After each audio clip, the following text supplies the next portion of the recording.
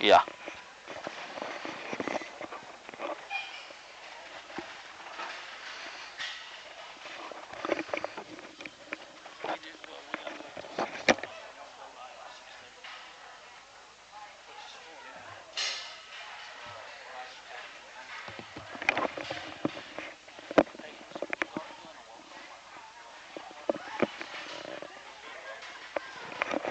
I can't. Or whoever. Really? Testing 1 2. Test. Mic Test. check 1 2. Check check check. Check check check check. Check check check check check. Do you hear me? Testing 1 2. So if I want to hear them, I Whoa. turn it down. Golly, boy, that was loud. All right. All right, are we all good? I mean, I think so. You think? everything's sound good? Can they hear us online? You think? Oh, I don't know. Let's see. We'll do a quick test real quick. See if they can hear us. Hope not. Come in loud and clear if you can. Any texts are always welcome. Any texts are always welcome. We have 15 people watching us tonight. That's great. There should be a few more tune in here in a minute. Oh yeah, there is. They can hear us online. Oh, they can?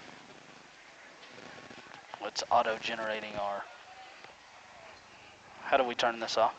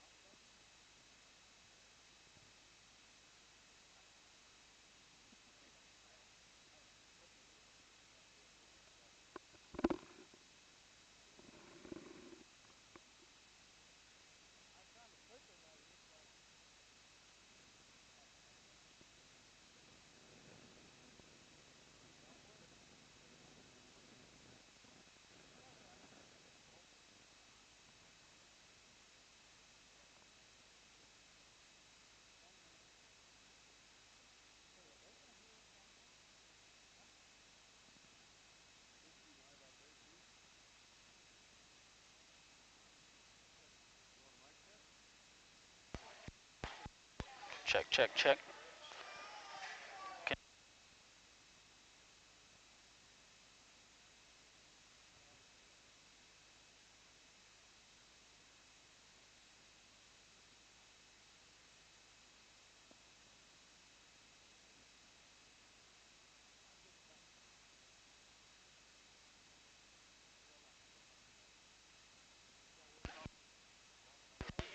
Testing 1 2. Test.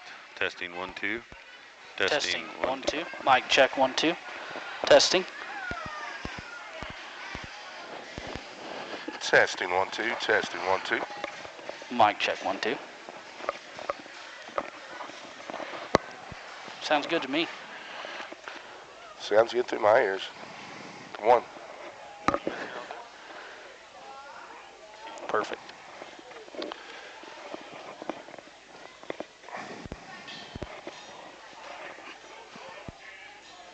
You...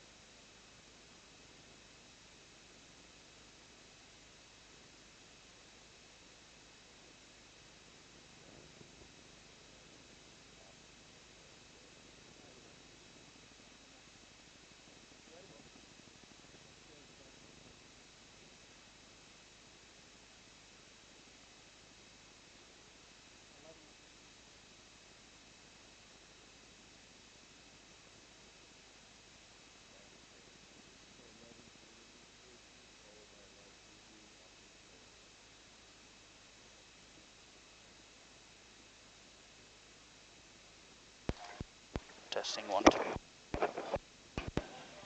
All right. I'm live. Good. Well, first off, just want to say welcome to the Catalyst Pig Cell. My name's Blake Kennedy, sitting alongside Willie Kirkpatrick and James Backman here. Want to apologize for getting started just a few minutes late here. Me and Willie got hung up at the airport in Denver with an extra hour added to our time. But just kind of want to run through the schedule. Tonight we're obviously going to do a live preview that's broadcasted on Kennedy Ventures there. Tomorrow morning we're going to do a banner presentation at 11 o'clock. We'll have a live preview that follows that is just an in-person preview, and then we'll plan to start the sale about 12:30. So for you guys here, you can just shut that. You can just shut it. Okay.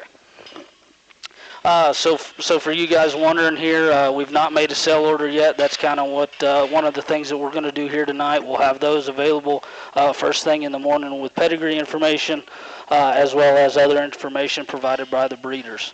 You guys got anything to add here before we get started? So all the lots that are coming through, though, we'll have an ear tag. We'll announce those ear tags, and you guys can match that up with the sell order tomorrow. So you following out on CCI Live and Kennedy Ventures, that's your route to go. And also you guys in the stands, the ear tag will reflect something different. So if it has a 4 in its ear today, that doesn't mean it's lot number 4 tomorrow, but you can identify it as 4 today and then transfer it tomorrow. That makes sense to everyone? All right, I think we're ready. So first up here is Adam Family Livestock.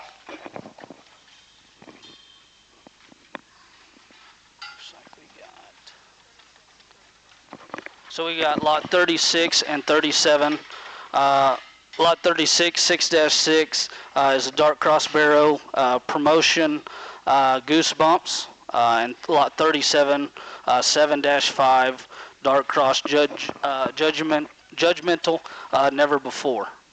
If we can get kind of some, so 36 will be the half belt for those online, and 37 will be the full belted pig.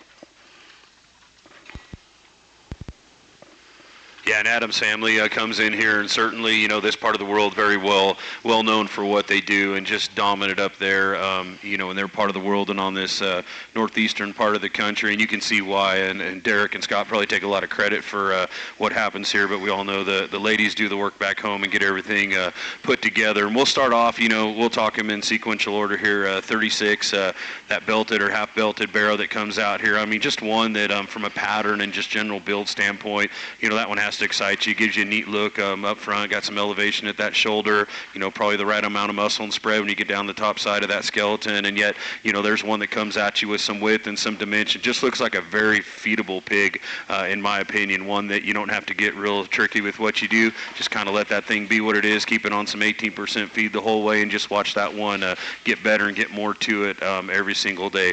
37, the chromed up one, another one of those that frame size standpoint, you know, Willie will chime in on these two.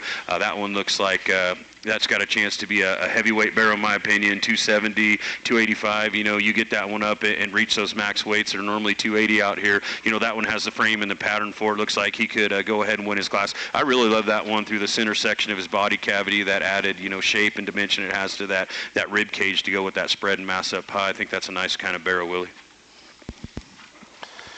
Yeah, I'd have to agree with James on this set. The 36, that narrow-belted one, is one that comes out here and gives you a great view, not only from the side. You take that thing from the front and look at him. He's got a big square skull laid in him and a jailhouse jaw as you get down in the bottom of him.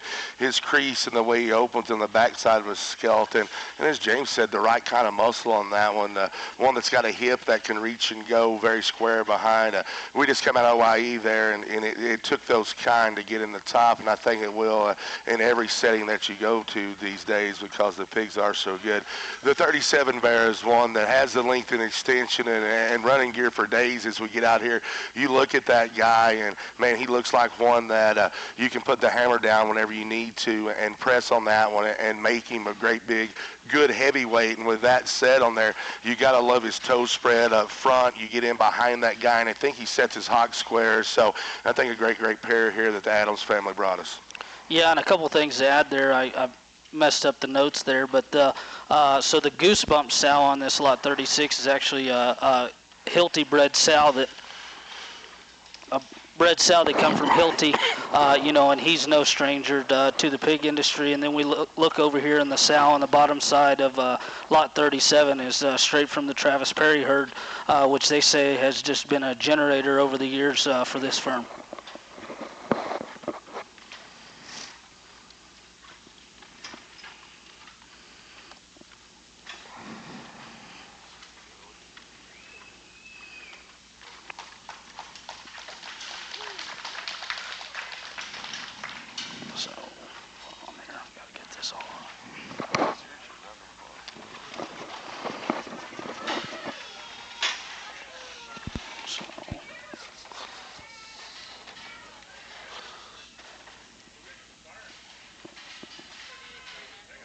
Blackhead.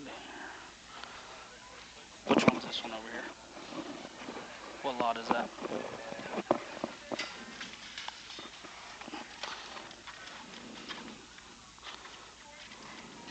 Okay. So we drop in lots 38 and 39 and 40 here. 38 is going to be another 7 litter there, a mate to that last belted pig that was just in here. Lot 39. This is a dark cross gilt, Iron Fist, Heisman. And lot 40 here is a 45 Path Forward, another gilt as well. Just for those watching online, 38 is going to be the black head, white body gilt. 39 is going to be the half belt, and then 40 is going to be the one with the thin belt kind of all the way around. Yeah, that lot, 38 black-headed pig, I mean, one that's just truly exotic in terms of her look. And, I mean, that one is as modern and cobra-fronted as you can make one. You talk about a pig that's actually got some spread between its brows and yet has that elite kind of jawline that you like to get in there if you like those things trendy-fronted. And you study her up top. I mean, she is raw and ripped up with muscle, and she's neat to look at, proportions from the lower side of her skeleton. Looks like her running gear checks out real well. And you want to just talk them one at a time as we get more in there?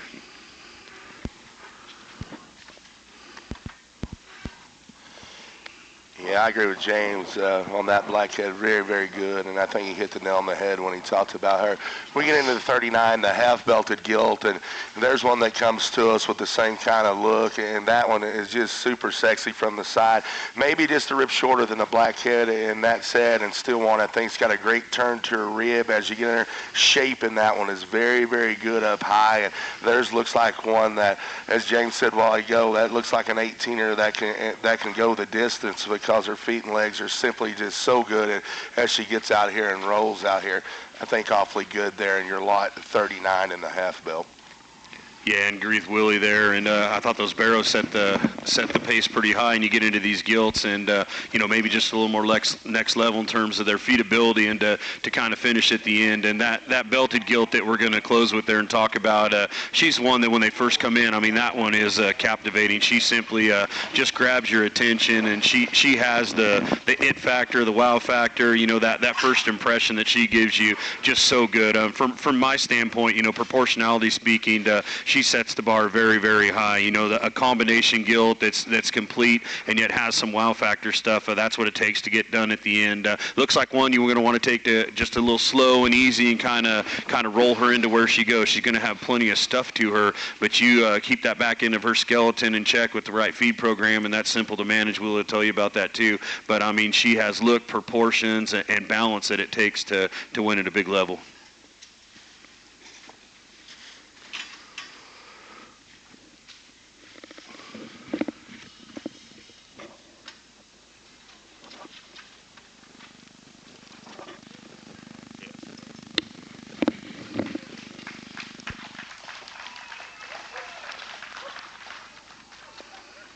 Which one is 41s?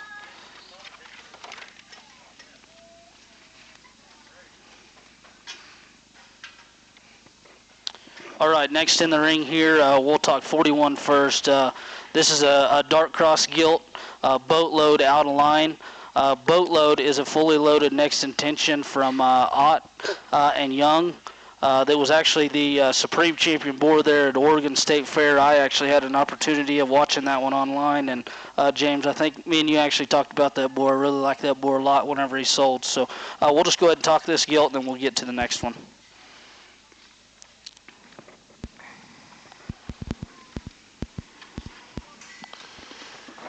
Yeah, great pedigree on the gilt there, on the belted gilt with the white sock that comes next, and her being built like she is with that kind of extension up front, and still one that has that look that we look for every day, and still one that opens up. If you get down in the bottom and the floor of her chest, the one that's awfully good there, and then come back into a hip and rump that's very functional. I think one that's multi-purpose, whatever you want to do with it. If you're looking for a show gilt and one that you can take and show and have a very good career, or you guys laying around here that wants a sow that can come back home and generate, I think she's multi-purpose as we got here and look at lot 41.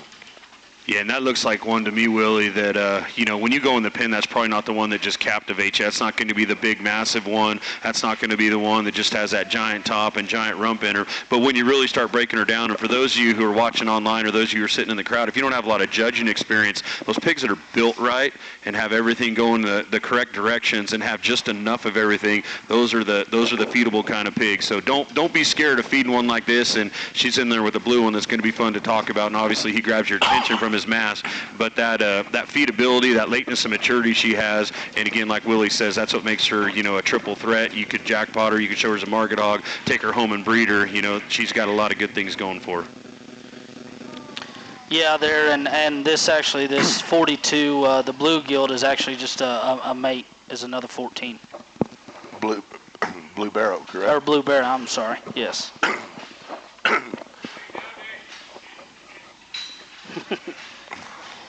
We're not in California. Hey guys, I guess as this one comes in and strikes me in the gate was one that I was anxious to talk about because I think he'll be a crowd favorite as we get into the sale tomorrow.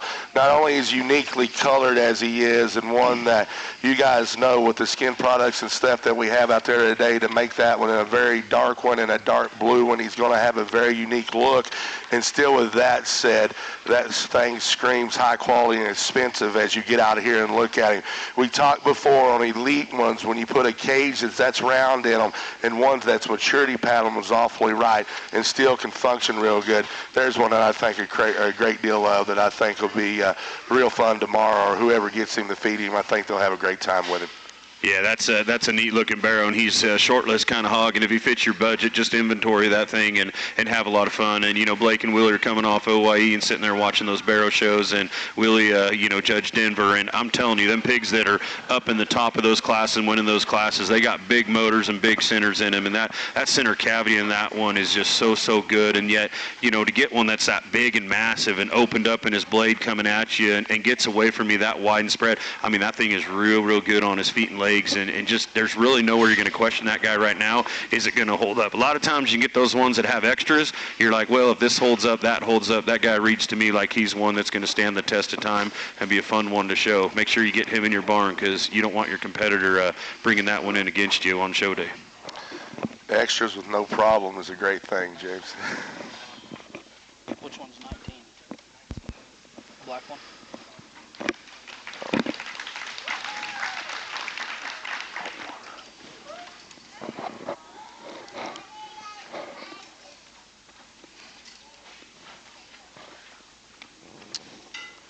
All right. Next in, we're going to have a startup firm there from Colusa. Alton Walter Show Pigs comes in here, and first we'll talk about lot 19, the gilt. This is an all-out war rusty cage, dark cross gilt. I can tell you that just kind of from the pig sales this spring, this all-out war deal, this board's going to do a very good job, just kind of across the board on sows, and then. I don't know if there's a firm in the country that's got a better sow herd than Alton Walter Show Pigs. So there's really no reason to talk about if the sow's good or not because we know that she is. Okay, the 19, that's the one Dustin's on, right?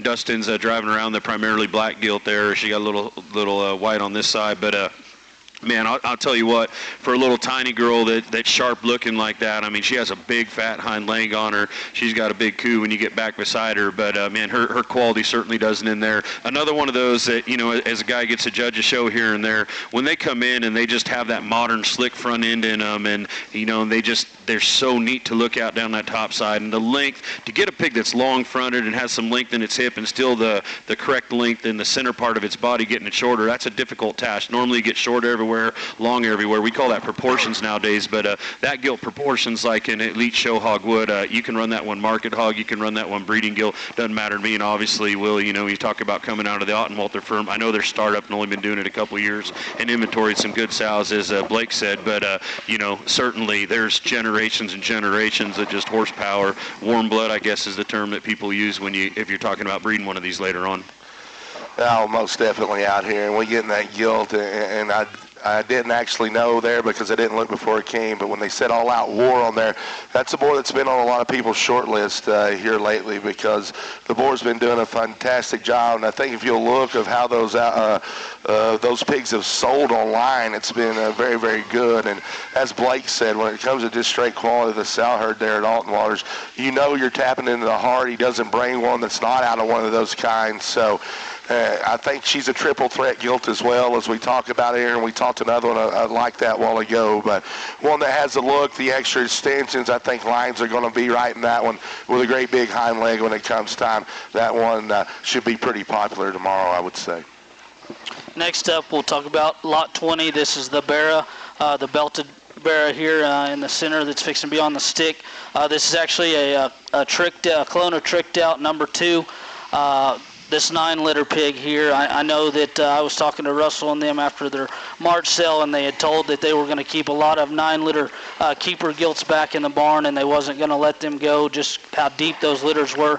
And then being out of BD 40-1, you know, a tremendous sow here. Very, very good pig. Yeah, I think here, as we talk about that one, the first thing comes to mind, and a lot of things we talked about before on there, and he's got his hair clipped off, guys, on his head to make him look sharp today, but one thing that's coming very, very popular is that big wool, that big hairs when you get on them, and being a Tricked out of one of the Trick clones, that's something that Tricked Out did very successfully. Besides that he's going to be a hairy one that's got a bright upside future in terms of feeding out here. He's one that looks like one of those ones that we talk about. Man, there's a green one that can sneak up and get you, because bone, forearm, and foot, and we go off both ends with that kind of squareness. That one excites me a great deal.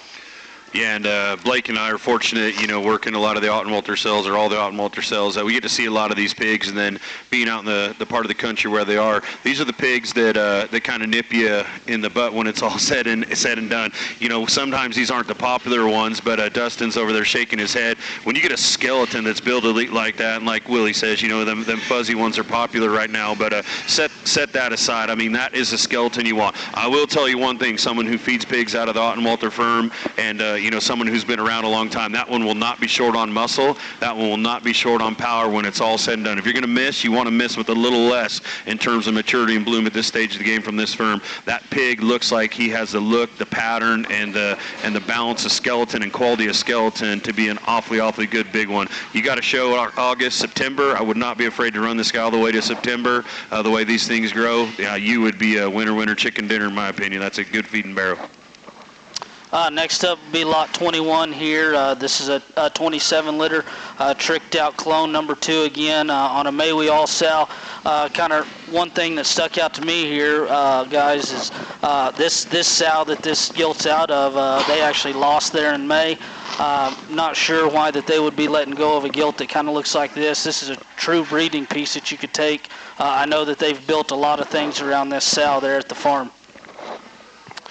Yeah, and I'll kind of let James talk about the gilt a little bit. And I'm telling you, if Alton Waters brought a gilt to you here to this first-class event out of a sow that those guys lost and are building around, then he thinks a great deal of the sale and the people here. And there's another one, guys, on there. Comes from a great sow out of a boar side that's been very successful across the United States. There's one just from a pedigree standpoint you have to have on your short list, because those have been getting it done. Yeah, that one's presence is next level. That one comes in perfect elevation, perfect length of body, and a lot of times when you get those that have some of that added elevation and is still real sharp up through their front end, they just don't have enough coming at you and getting away from you. And that gilt, she doesn't disappoint. I mean, when I look at her, I'm like, I wonder is there going to be enough pig? And then she comes at you. Her split and her blade is correct. She's got width between her front knee. She stays true when she comes at you to the ground. You get behind her. Her pin set, her pin width back there is real good. That's another one she's going to feed. She's going to be an easy one to take care of. The genetics are there. Just watch that one grow into herself, win a gilt show, win a market hog show, but more importantly, with that's how it's out of, take that thing home, make the next generation, come back here and have a sale starter next year.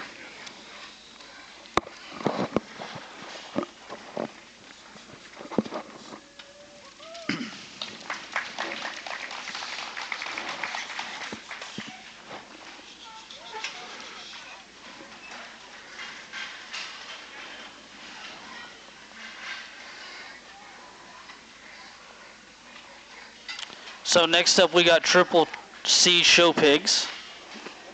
Looks like all three of these gilts are 4 litters. They're turning tricks, drop kick. Grandmother of these gilts was a litter mate to the 2022 Grand at LSU Barra Show. The mother of these 4 litter gilts is a litter mate to the Reserve Grand at, how do you say that? Oh, Auhi? How do you say that?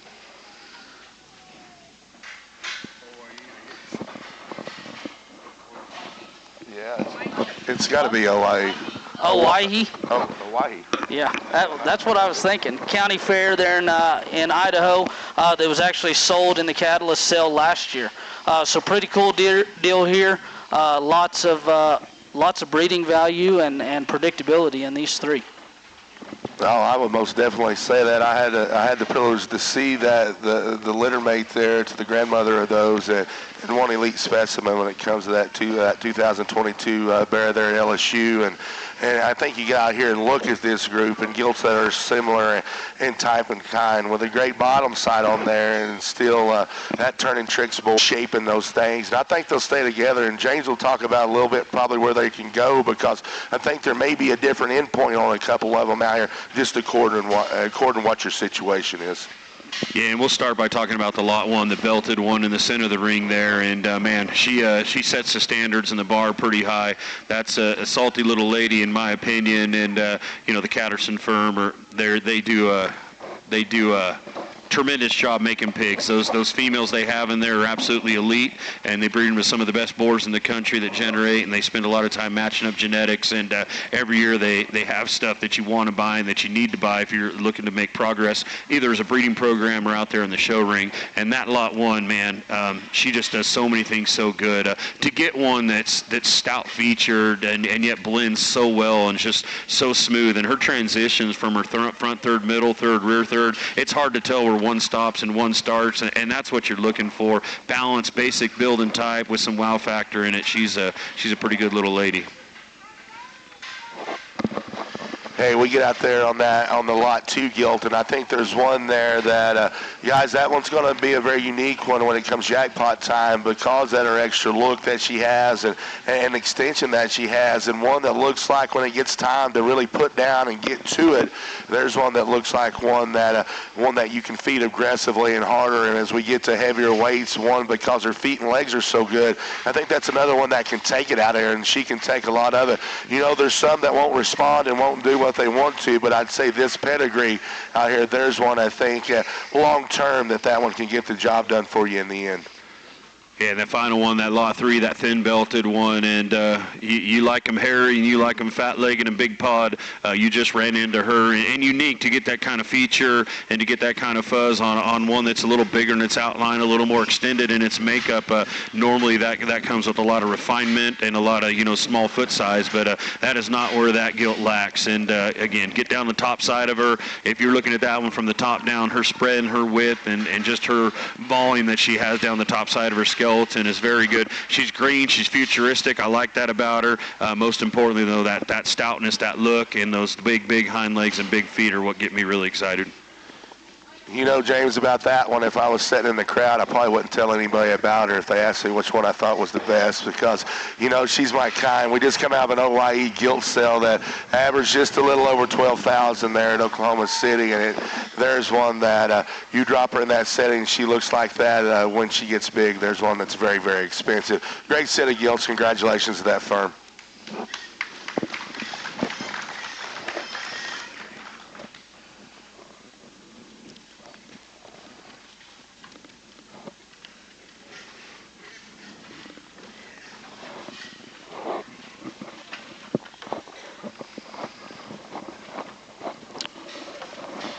Next in the ring here is Pugsley Show Pigs.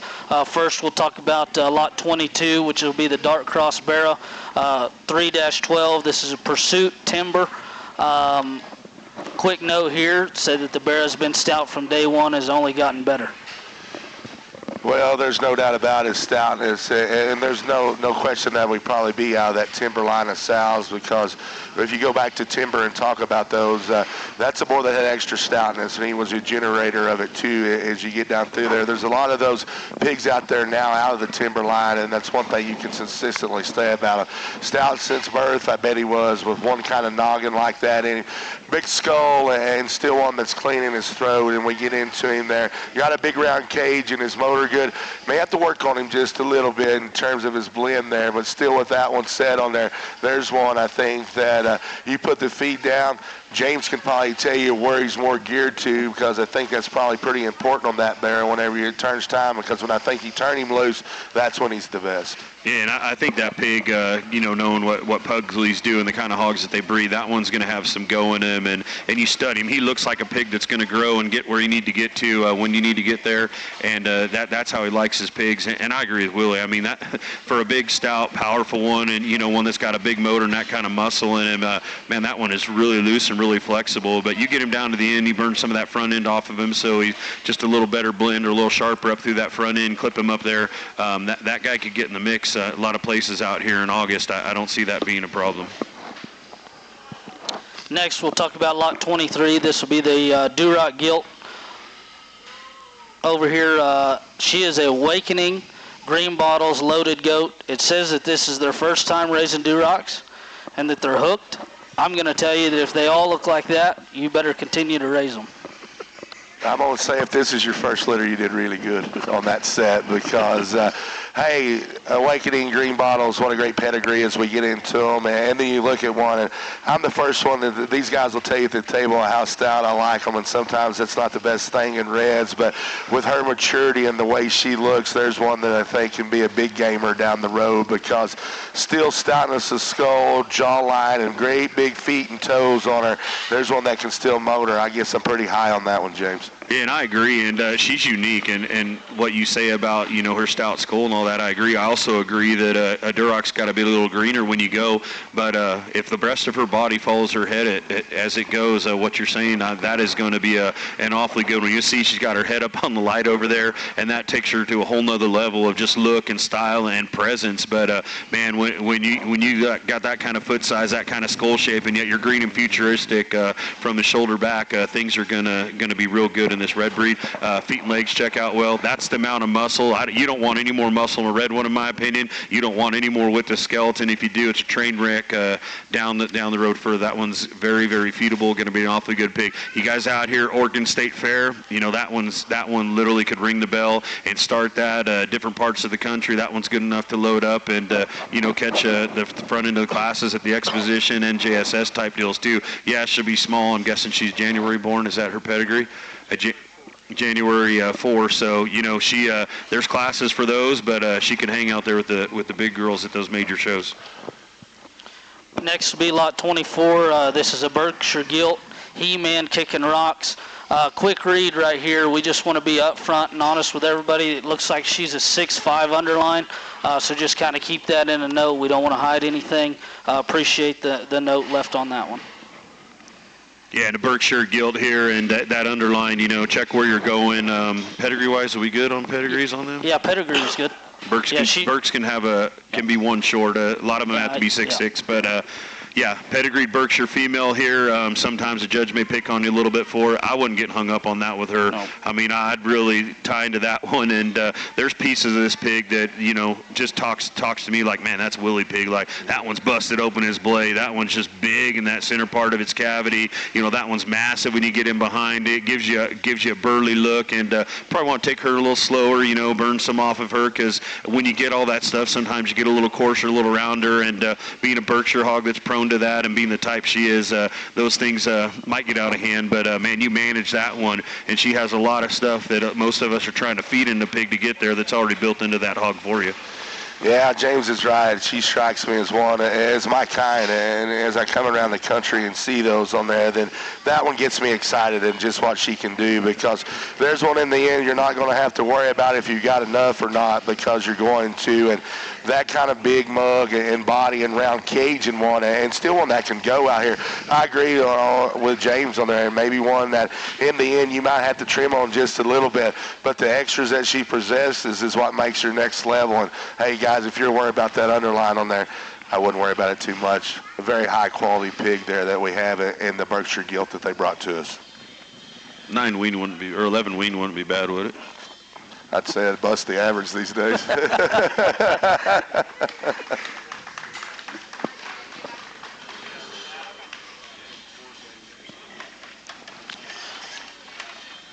Next up will be lot 27 coming in here from the Flying Pig Farm show pigs. This will be a dark cross Barra Pursuit king size. Quick note here, this pig was a mate to their high seller in their March 19th sale. Hey, really good pig. He's being just a little stubborn now, but I think here's one that you can get into. I actually caught a glimpse of him when I was handing out tags a while ago, just out of the corner of my eye. And I just kind of the way I do it, pig sales every time. He kind of stood up and cocked around there, and I thought, man, that thing's got a look to him. Clean throat latch with a big noggin, and he's wide between his eyes, his chest, floor, and width. And he's got that manly gorilla look to him, and still with that said on there, he's immature and green in his muscle. Probably the most impressive thing I like him is that big tail root setting in him and that square hock and big paws behind. There's one that I like a great deal. Logan's a mover and a shaker, and putting a lot of good hogs together, and made a lot of progress here in the last few years. I'm not going to hire him to ear tag my pigs, though. He might raise a few cows or sheep or something, because we got that thing upside down, but we'll let him slide on that. This is one of my favorite barrows that's come across the ring there, a true combination of the appropriate amount of frame, the appropriate amount of body and production traits, but yet giving you a show barrow kind of look, and a show barrow, what a show barrow needs up high. Big fan of this one, Logan.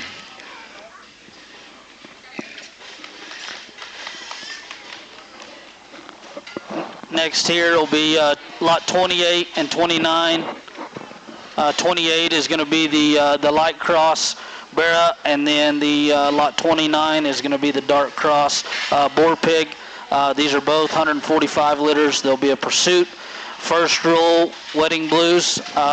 This first rule sow originated from Kanoth. There, I don't think they've raised anything. We probably talk about these two pigs as a group, because they're very similar in terms of type and kind to me. But 28, 29, obviously 28's the light cross barrow there. These look like really solid heavyweight market hogs, and they have the frame and the proportions to carry that added weight. These look like pigs that you're not going to get in trouble from a feet and leg standpoint. You don't got to worry about them breaking down on their pasterns, get them bowie up front, blowing out their hocks and whatnot. Good skeleton, good belt, athletic kind of pigs that you can just pour the coals to them. These are the kind of hogs that you inventory, and every week you go out and you assess where you're at. Every Sunday when you're checking those pigs, you're like, hey, that thing's ahead of where it was last week. That thing's ahead of where it was last week. Your curve where you're trying to hit that mountain up here, it's going to be an awesome, just a nice steady progression to get to the top of that peak. You max these things out and make it heavyweight, so that's got a chance to feed. Obviously the black one a little further ahead, and maybe in terms of bone, in terms of muscle maturity, but good skeleton kind of hogs that I wouldn't be afraid to feed, Willie. Yeah, coming out of the sows there from Kanoff on there. James, them things are Always good looking. Their feet and legs are good. If you check that guy's record there, he's used lots of different bores out there. And with that said, he's been successful both ways on there. I agree. And I think a pair of them, just in terms of their length of body, their immaturity of look, was still having bone. I think they're heavyweights. And they look at for you guys that like to feed on them, like to cram on them, and do those kind of things, then I think there's a pair right there that you ought to jump on because, as James said, feet and legs are very, very good. You're never going to be in a problem there, and still the look and extension and squareness of build that they have are two that are pretty unique. Like he said before, probably right amount of muscle on that pair to push on there. A really, really good pair, and I think the sow comes from a quality firm, and you can bank on that when it comes to how those guys are going to feed out. The Knopf pigs, the ones that are the killers in the end, are a little greener and later maturing when they start to. Absolutely. Lots of muscle bred into those things. Yeah, absolutely.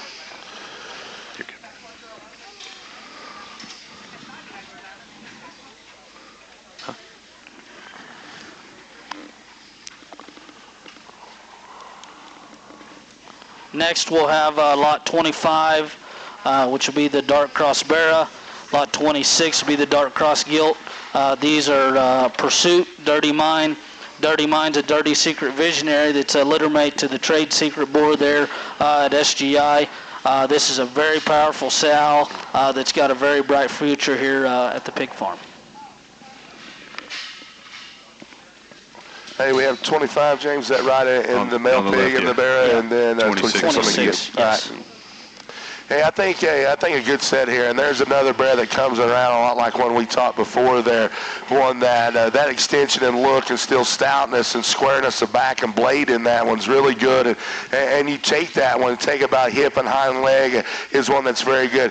There's a Barra that screams to me whenever he gets to the size that we all talk about, getting your lines right where you're not too deep, too much swoop, and I think that's things that you hear a lot of judges talk about now. That one's so balanced from the side, so elevated up front. You take his four-rib punch and flank and come back into him. I think that's one you can make round in his cage, still stay square, and has a very bright future. Yeah, one that comes at you just so wide and so true and busted open in that sternum there and still stays together. Very, very good hog. The gilt kind of the same thing, built from the same mold, and he, honestly, from a frame size standpoint, them two barrows we just saw leave the ring, everything that they're bringing out to you, is built to be a full-size heavyweight market hog. Hogs that are just easy to feed. She's sharp down her top line, and she's got that nice turn and that big fresh back in her, and she gives you a neat look from the side. She's long hip, she's got a big pin set, she's wide at her stifle, and yet doesn't get messed up anywhere, coming at you or getting away from you. Again, if you like look, you like muscle, and you like big framed heavyweight market hogs, man, certainly put that one down and get her on your list. She's real dang close to being your number one starting pitcher, but she's certainly in that starting rotation. She's not a bullpen kind of hog. You saying front pin kind of deal?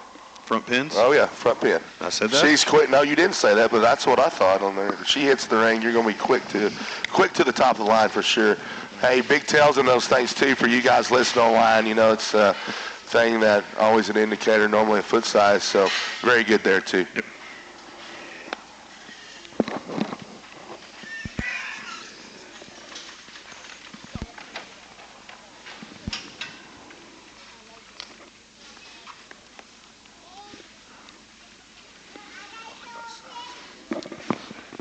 Next, we got Warwood show pigs. Here we've got lot 50 and lot 51, 15 litter gilts here. They're both light crosses. Tricked out number 4 clone on a lock box here. The white gilt will be lot 51. Lot 50 will be the blue gilt. Do want to say this lock box dam is a lock it up, Dirty Secret, Sky's the Limit, Sugar Daddy. Think about that for a second. Say that again. Lock it up, Dirty Secret, Sky's the Limit, Sugar Daddy. I feel like that's like every winning pedigree or winning board that you could put in there from, lots of generations of greatness in here. So, we'll start by talking about the blue one, do them individually. And I know these pigs are a little smaller. Did I do that wrong? Our carry-on? Do what? Can they fit in your carry-on? Yeah, I think maybe so. I'd already thought about that. We might be buying us a dog crate. So these, I know they're a little smaller, but don't get hung up on that. And obviously, if you're looking to make a July venue, you're probably out on that unless you're talking about a gilt show that doesn't have weights, but from Market Hogs. But you get to that, middle part of August into August on into, man, just about wherever you want to go. The pedigrees like that, you can sit on these things and feed them for a long time. But man, that blue pig sets the bar very, very high. That is an absolutely monster. When you're talking about, I don't want to call weights, but a small pig, 25-pound, 30-pound pig here that has that kind of pipe and has that kind of punch and that kind of look. And obviously the Warwood firm have been very popular here last year. It was hard to own those pigs, and this is why, Willie. They got a great sow herd. They breed them to those clones. Obviously, the tricked out boar just super dominant. You can't make one better on pedigree. You can't breed it to maybe a more elite boar on the top side of skeleton, and then you combine it with that kind of look. I mean, good things happen. Yeah, absolutely. I agree with you. And there's two that, these guys, I know if you come to my house and probably James's house, you come there and you try to buy a pair of gilts like that, we're going to be quick to tell you no, because those are gilts that can improve your sow herd. And with that said, you always got to turn a few of them loose because they will make you very, very popular in the public eye. You guys that are listening down south that go maybe to, Tulsa, Kansas City, or maybe further than that there, I think these guys fit that group as well, too. And as James said, elite livestock with elite look, awesome pedigree on there, look like real good feeding ones out there. So you guys with those later shows, and like James said, I mean, they look like kind that'll grow too. So I think they're multi-purpose. I think they're very high quality and scream expensive when you look at them. So I definitely would look in here tomorrow. Add to it, I would say that if you're looking at one for Kansas City, a blue one wouldn't be one to be behind. Wouldn't be bad at all.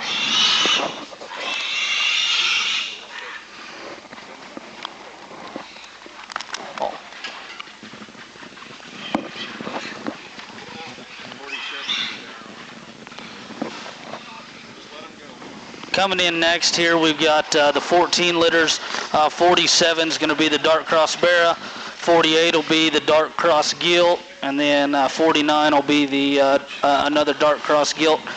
These are tricked out, number 4 clone, no intro, never before. Let's see, I just that's good enough. Here. Yeah, that's plenty good. I mean, that pedigree alone, geez. Yeah, guys, and you talk about that pedigree right there, and you can take a lot of them that's won here lately, and that pedigree is going to read the same because a lot of that tricked out, no intro, never before, it's kind of been the ticket, guys. I mean, honestly, if you want to come to pedigrees and you never even seen one, and you come to a pedigree and you've seen it in a cell, then those are going to be quick the ones that you gravitate to out there. The 47, as we get out here and look at that particular one, is that that's the Barra, right? Yes. You know me, I gravitate to that one on there. He's got that look in just terms of extension. He's got that skull and no throat laid in him. And these days they've got to have that look, but he's still busted open. I guess the most impressive thing about him for a little pig that looks like he's got a lot of future in him, it's just hard to build one's back like that opens up. There's one that's round at his 10th at his little pig. You know he's going to be a mammoth when he gets big out here, and still one that punches good. I love that pedigree and look, and I can't say enough about what I think for the future of that 47. Yeah, expensive looking, tricked out show pony, all those popular terms that are out there now that don't really describe much besides, man, you better own that one. If that one's in your budget, put that one in your barn. Probably not going to be ready the front end of August, but man, when that one's going to be ready, he will be hard to handle. And I'd say, around 150, 175 pounds, that one will have enough maturity to him to start going out and jackpotting and haying. He'd probably get beat up by them, quick pattern, massive ones in my part of the country. To start with at a jackpot show, but it won't take him long when he gets to that progress division to really start handling those things. That's an awfully nice kind of pig. We come out here in the gilt in 48. as we come here, and that's kind of the painted up gilt, and one again there. That's a quick no at my place if you come with that kind of pedigree, because what she can do in terms of laying down and what she's out of, she's multi-purpose in terms if you want to take that one for a home, for a sow, and what she can do. And with that said, that gilt screams elite as you get out here. Another thing about these pigs, even though they're little, that big hair right on their side, and Tricked Out's known for that, hanging off their foot, and they definitely have it too. Big forearm, great look. I probably like her in terms of her center body made as good as that we've seen, because as she's bowled up high and comes into that punch as a little one, she looks like she's going to be a big one there. That'll have all you want and has the extras to be elite in the end. You know, and I went down that rabbit hole of stuff that wins jackpots early, you know, is quick and heavy bone and doesn't have a chance to finish. The others catch up. That's one right there, and they don't come along very often, that wins early and wins the whole way through and finishes a winner. And when it's all said and done, no one wants to sell it. If you're at some terminal deal, and if you're at a show like the Night of 100 Stars or whatever it's called at OYE, I don't think it's 100 anymore, but the Night of Stars. Anyhow, that's the one that everyone is lining up that's serious about raising good livestock and tries to inventory. That is a very, very good pig. Man, it's 49. I mean, it's hard to follow talking off of that, but that gilt screams quality as well. Yeah, she's a little later in the maturity pattern. She's a little greener in terms of how she presents everything on her skeleton right now, but I'm not saying she won't be the best one when it's all said and done. You know, probably just a little sharper in her jawline. You know, maybe one that's just going to be a little neater looking when it's all said and done. And like we were talking about over there, sometimes the green, skinnier litter mates are the ones that you really want to own when it comes to buying show pig time. Absolutely, I agree with you, James. And there's one that a lot of guys will slip out the back and maybe not give as much for, and you don't see that one often because she probably won't be as ready quite as soon as those others. But when you decide to break her out, everybody knows she crawled off your trailer whenever it comes time, because there's one that the other ones are just a little further along. She's my speed when it comes to one, especially if you guys are going to feed a few of them. There's one that you put back and know you're going to have one in the end. Awfully, awfully good set, and I think a trio of them that tomorrow should be very, very popular. This did want to mention here this 48 gilt they put in there that she reminded a lot of the high-selling crossbred gilt at the Southwest Type Conference there last year. And if I remember right, I think Premium Blend bought that gilt. That's correct. I believe so. Isn't that so. right? Premium Blend bought that gilt last year, the Tricked Out of Belton. Yeah. So very, very good gilt. So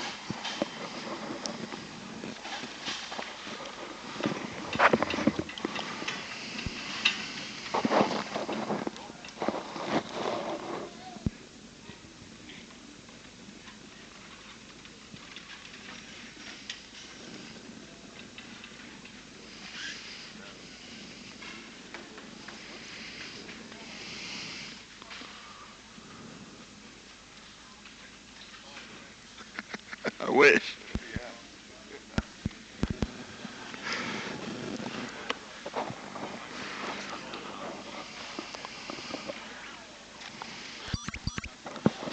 Hang on, my IT guy's sitting to my left's having a little trouble here. And not staying on.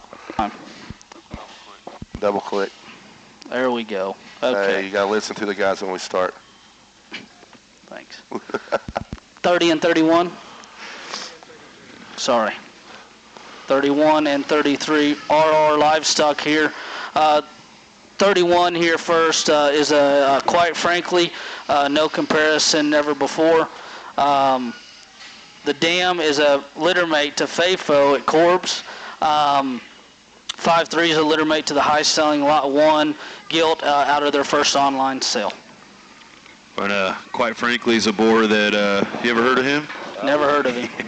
Yeah, certainly. I mean, quite frankly, he's done a good job. I believe he had the 3rd overall gilt at OYE. Lots of barrels that were up there at the top end, but been around. Yeah, Reserve Grand Barra too here recently. So, yep. There you go.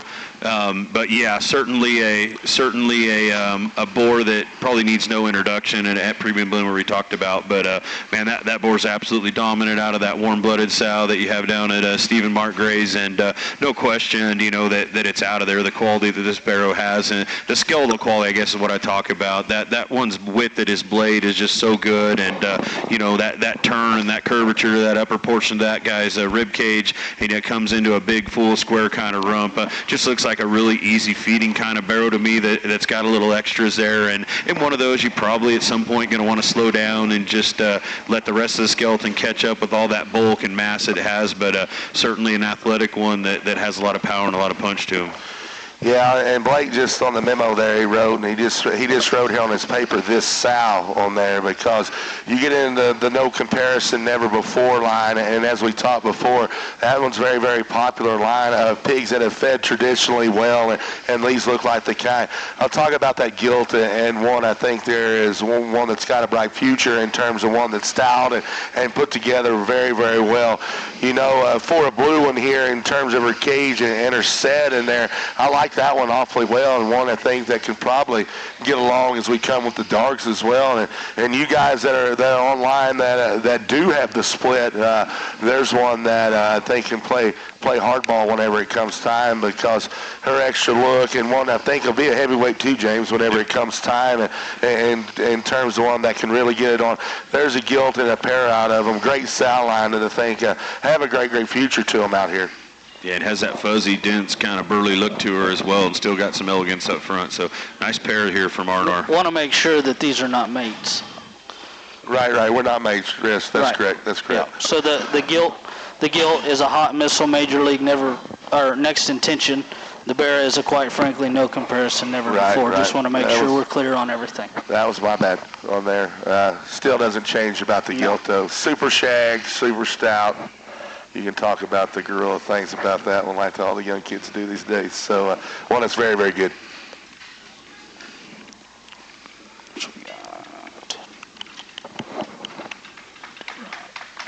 What's that one's tag? Okay, next in we've got lot 30 and 32. Lot 30, this is a picture-perfect loaded goat. Be a Duroc gilt. You want me to go ahead and announce both of them, Willie? Is that what you're looking at me for? No, picture perfect loaded goat on the red. Yeah, Hey, that's a good pedigree, guys. As we get out here and look at that one in here, and another red one. I mean, I'd say maturity is very, very good there. One that opens up in her blade good. Her functionality screams. I mean, a real workable hip and hind leg there, and I think her function from hip to hock to the ground for a red one is very, very good. And that's things you find in them, and I don't think that's an issue with that one. Stoutness and skull reads like a heavyweight. I think the one that's got growth and future, that's a good red one that hits the ring. Is that the same loaded goat sow that'd be the grandma and Pugsley's? He get it from you? Yep. Yeah. You can tell when you get those grandmas that are warm-blooded and sitting on the bottom side of the pedigree, that's where the good things happened. And just figured out the equation from the Pugsley pig earlier before. Right. Coming back to the sow here, grandma on that pig we're talking about. But the way this thing's built, the way that thing reads, the stoutness and burliness up front, and yet the late maturity later in the back, you can see it's all coming through from that sow right there. Very, very nice Duroc gilt right there. And one, if you want to be in the red business, either show ring or breeding them, you saw a daughter that's worked just as well too, so it wouldn't be a bad direction to go. Yeah, I'd say it's a great line to get into. What we've seen have been very good out of that line here. So as James said, there's another one out there if you guys are thinking, certainly a multi-purpose one, good red one, absolutely. Lot 32 here will be the Dark Cross Barra zone out there at Cobb's. Yard goat, no comparison. And another one of them just good functional kind of barrows that we've been seeing here all day long. And in this part of the country, I expect to see nothing less. And build and design is a high priority when you're talking about the breeders and the genetics that they put together out here. And it's important in this part of the country that sometimes you're not necessarily swinging for the fence and having one good pig and a bunch of throwaways. Got to sell a lot of pigs out of litters out here, and this is what you get when you breed for pigs like that. Now, with that being said, with a little more size, a little more maturity, probably one of the heavier barrows that's walked the ring, you're starting to see a little more back shape growing to this one, a little more turn, a little more squareness, a little bigger, fuller rump, and one that's getting ready to hit those teenage age part of its life where it kind of gets a little ganglier, but still, you're talking about, if you want to believe us, some of those barrows earlier where we said muscle's going to come, this is where you're seeing it with a pig that's got 20, 30 more pounds weight on it. Yeah, and I think so, especially being out on the cob born, and if you know that firm as you get out here, Steve and Aaron stuff, as we get out here, those things get better as they get older, and some of those hogs are not the heaviest muscled hogs in the world when they start out, and that's how those guys don't like them that way. They breed them stout and functional and correct, and this is a barrow that I think has a heavy weight, and I think he fits there. There's one that's got the days ahead of him are very, very good because with the extras that he has and still the look, I think as a big one, there's one that you got to get excited about because he's going to have muscle and stoutness and some of the added extra things that'll help you get to the top.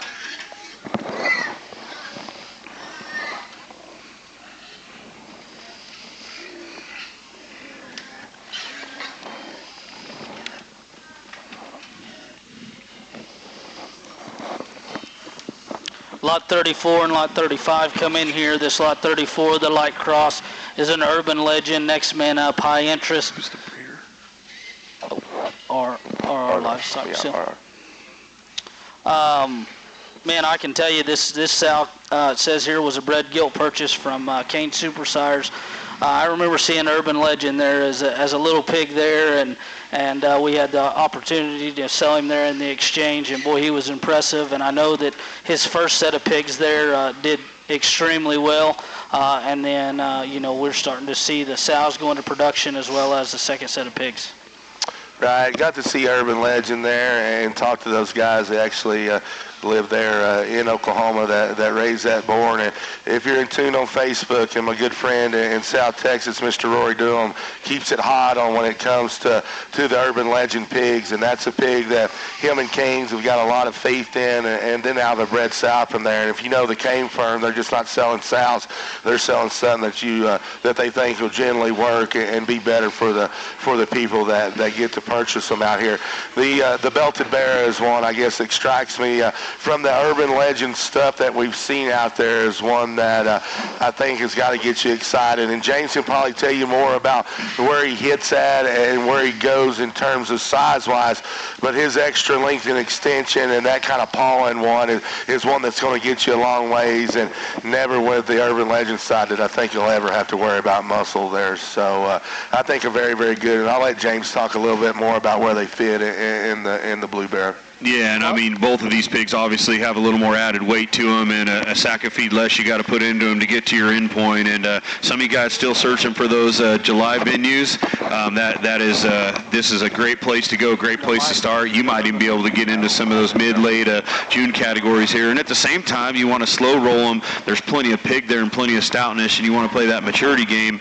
You could certainly make these things fit into an August venue as well. September's probably getting a little far out there for this type of pig, but that's kind of where I see it fit. So they're very versatile in my opinion, and obviously you talk about Urban Legend, and your ex-Fieldman buddy Cade Hummel saw that pig and he's up there digging through those pigs the other day and said that's going to be the next boar that's really going to do some things and breeding on and generating lots of good pigs. So I would not be surprised if Urban Legend starts seeing more sows, higher end sows out there in the country, and pigs like this are the reason why. Again, big, stout, dense centered, shag and hair quality is really good on them. Frame size, proportion, flexibility. That white one, I mean, that is a stout booger for a white hog that can stand some competition.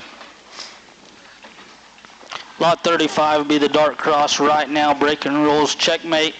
The mother of this barrow raised the gilt that was showed by the Hanson family last summer, that was purchased out of last year's sale. Over 10 times, and actually went on and won the Idaho show circuit. Pretty predictable pedigree here, I would say, just off the paper. Okay. Right, we're good, guys. And we call them both Urban Legends there, and we'll correct that. On the white one's Urban Legend. The other one is the one Blake just talked there. So just make sure you're right and clarify that on there. So both a very good set of pigs, as we said before, and the guys brought us a great pair here.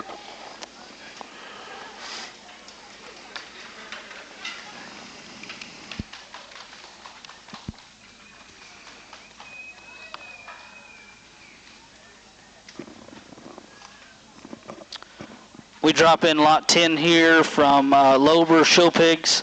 It looks like this is a in-game Clem, which is a Saved by Grace, Cruel Intention. The mother of this pig was the $10,000 high-selling pig from the 2022 Catalyst. I remember being here at that sale and got to see that gilt. Thought she was very, very incredible that day. Her first pig went and was sold for $8,500 in the 2023 Catalyst sale there, and then actually had a boar pig that was purchased, private treaty there by Kelton Mason at the stud there in Texas.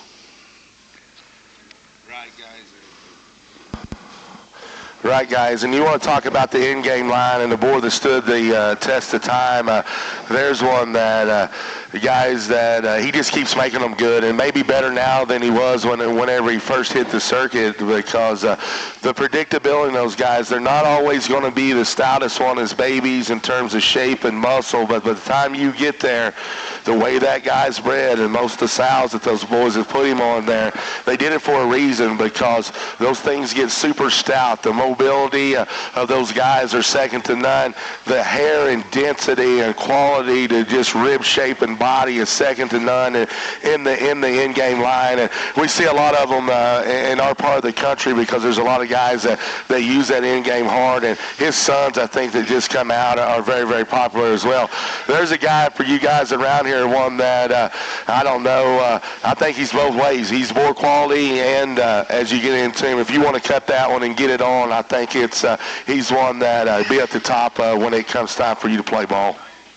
Yeah, and I mean, the Lober firm here has done some great things, and I don't want to say up and coming. They've been doing it for a long time, but since the Catalyst has come into play a few years ago, and Garth, is putting his dream cell together out here, this firm has brought elite stuff and generations out of the same thing, which is fun to watch. One of the first ones to start and keep moving your way through, and congratulations to them. This guy, man, he looks like he's going to be a monster barrow at some stage, at some point of his life. I would personally, if I got him, I would take the seats out of this guy, and I would just watch that skeleton and that look and that presence and all that cool stuff he has going on, and a sound, flexible, athletic skeleton just get better and better and better, and in the end just sit there and smile when that thing's out there. I mean, he looks like he is going to be one heck of a rock star barrow. That presence, that look, that design, that build, those proportions are very, very hard to do, and not get them messed up on feet and legs and angulation.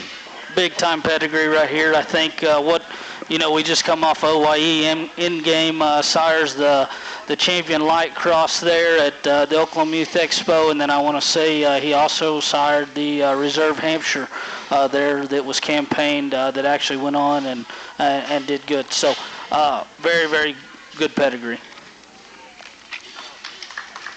Oh, here we go. 11.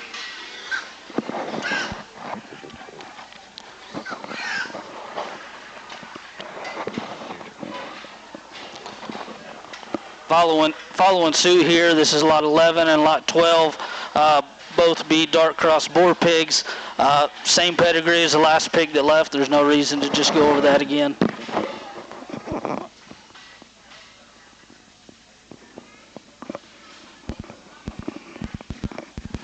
Oh, me and James were just sitting here talking about the pedigree on those. It's so interesting to talk about the pedigree of the end games and what we think they'll do, because they're one that, you might take a little guess on them at first, but, man, they're always there in the end and just continue to get stouter. And this pair out here, and we can talk them together, and James can talk them more. I mean, you talk about the ones that have got the look, and, I mean, from the side, and maybe one of them was just a little stouter maybe than the rest in terms of the 11, and then the first one that we run in terms of cage. And man, he's got a great big tail laid up in him, and I love that skull and bone. And there's one that's going to be there in the end. I can just tell you that because I've seen enough of them out there.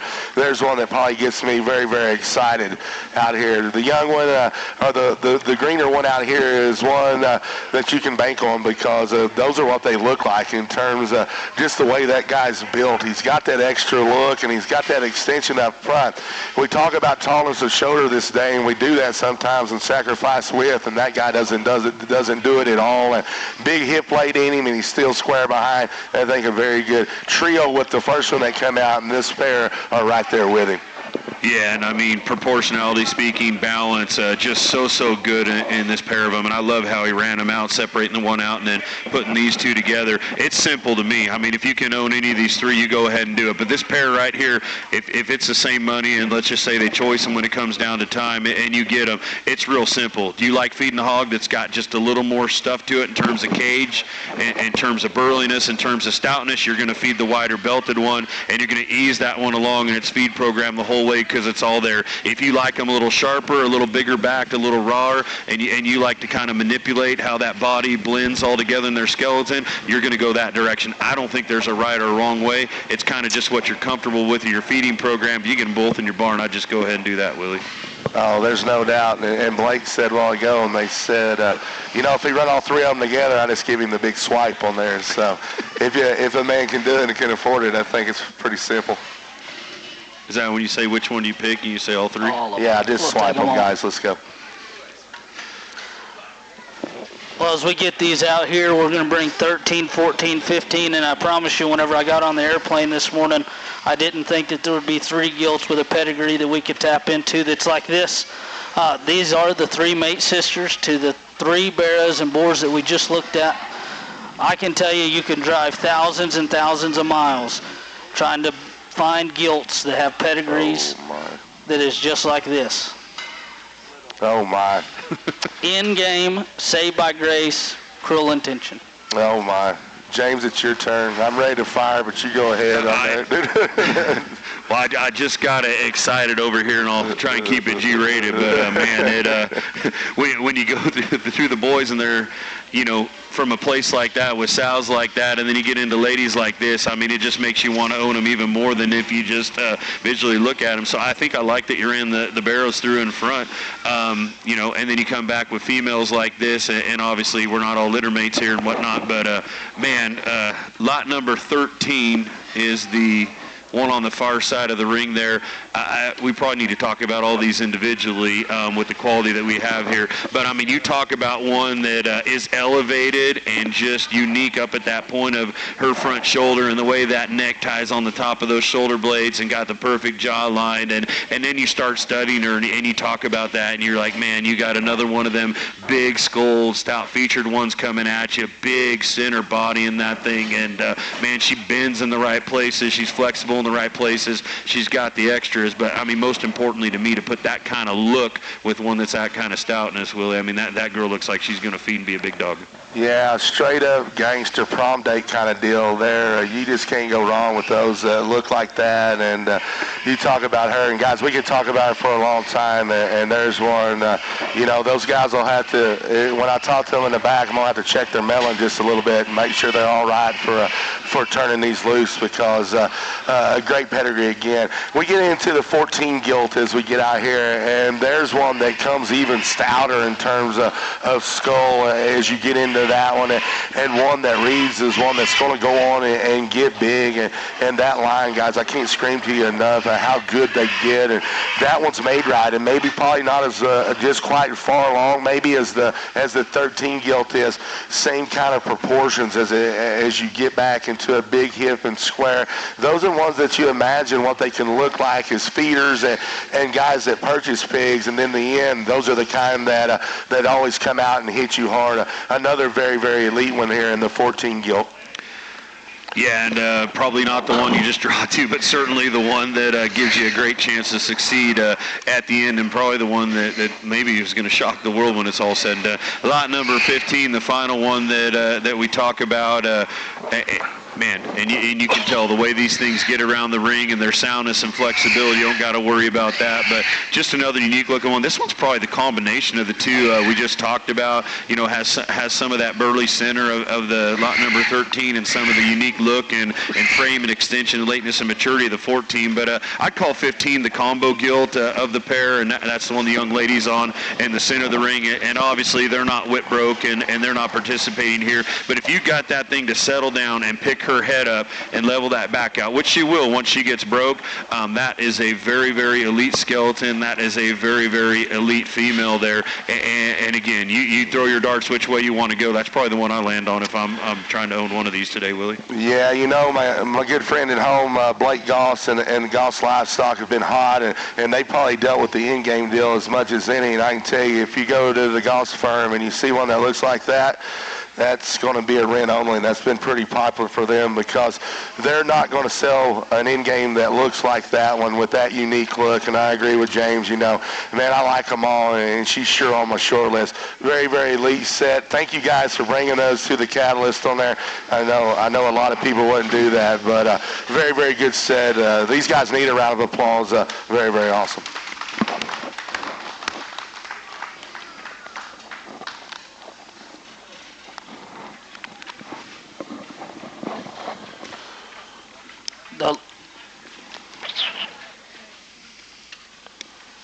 You doing just the blues? Still on over? Yes. Looks like we'll do 17 and 18. Lot 17 here is the light cross gilt. Lot 18 will be the light cross barra. These are Sunshine, out of line. Mates. James is going to know a lot about this pedigree. Yeah, the Sunshine Boar, I'm guessing up at Morgan's. Yep. And then you go ahead and get down to that out-of-line stuff, you know, going back into, you know, Ottenwalter type stuff is what I'm guessing on the bottom side. And the looks of the pigs, it certainly matches up with what you'd see in that startup firm over there. But, these pair of blues that we talk about here, if you need some with a little more size, you need some with a little more go, and you're looking to shop, you know, with Travis's pigs here, this is certainly the direction you want to go. And what I was talking about in that gilt last time, 17, how she gets her head up and levels out, and how much more balanced and, you know, show ring look or show ring ready they are when they do that. It's easier to see when you get these bigger pigs that are settled down, and that's what that one would look like. You put this one's head, she roaches up, that's what we're talking about. But man, unique proportions on that girl, and I mean, you know, very, very salty and very sexy in terms of how she's put together. Got that awesome blue kind of color to her. I mean, that's a light cross that can stand a ton of competition. Unique look up front, blade forward, that one leaves little to be desired. Elegance, but yet starts to get powerful, you know, as it goes back through. And I believe back when we were kids, Willie, Blake's too young, but they kind of taught us, you know, you want to be good up front and then get more massive as you go all the way back, and that gilt does that very well. There's no doubt about it that she does it. And you talk about her brother out here, and he just comes in a stouter package in her. And most of the time the Barras do, particularly as we start out. And there's one a lot like her. His length of neck and skull is one that I guess gets me excited. His level hip and his big tail, and one that can get out around. He screams quality, and he gets your attention because he has the added extras, and still with that killer blue look. You know, that Morgan firm has got along very, very well, and the boars that Kurt has put together up there, a lot of people using those guys. We see a lot of them in the south where we're at, and man, they get along good. The feedability, and then the bottom side with the Ottenwater out of line in there. I think a very, very predictable pair and a very, very good pair here in the pair of blues out here.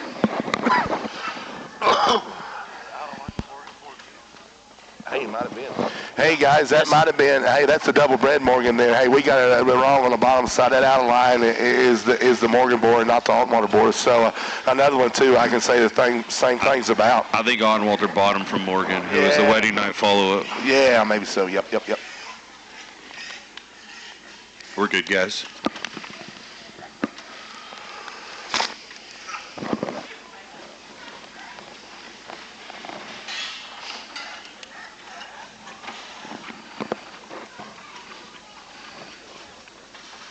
Lot 16, this will be the last entry from this firm here, and this is a Major League CrossFit. CrossFit's a Sloan boar there, and I can tell you Major League might be, is just a boar that I've really, really enjoyed looking at pigs out of, and had an opportunity to sell a lot of those last year, and I know that they're really doing good. Yeah, the Major League line has been very, very good, and me and Blake get a good chance to see those because that boar was raised there in the South. So we've got a chance to see a lot of those, and very predictable in terms of what he's going to do. Endpoint is where they're the best, and that's kind of way those guys do that raise that boar, and still they have shape and mobility as they come. This gilt's one that I think James will tell you we're going to have to slow down just a little bit in terms of maybe just to keep everything in check because she's got so much. And still, with that said, I think her top side, her endpoint's very, very good. Yeah, and I agree with the slowdown point, and somewhere that's coming up probably in the near future. But at the same time, Weekend Warriors get in line to inventory this girl because those extras she has combined with that look is going to go a long way when you're out there on Saturday and Sunday and double jackpot weekends, and the ones that you don't have to feed it to that are just truly there. Those are easier to show, and a lot of our shows out here now, on the weekends jackpots, you get a Friday, Saturday, Sunday deal. Even up in Idaho, you guys have a 4-day deal where you're on those things 4 times. It's hard to put one together 4 times in a row. Ones like this that put themselves together, easy to do. But man, I probably need to take some notes, Willie, on how to breed hogs because this one firm just brought out 7 or 8 that are pretty stout and pretty far out there. And congratulations to those guys. And man, if this is what the average of their herd looks like or what they produce, I think every part of the country ought to start shopping out here at Lobers. Right, for sure, guys. And we just come out of a big show again, and I heard those 2 guys that judge a lot, Hilty and Korb, when they were there. They talked about the elite pieces, and I think it takes elite pieces to get you to the top, and this firm has got a set that they brought to you that has the extras and still the ability to keep it all together. And great set that they brought to us here.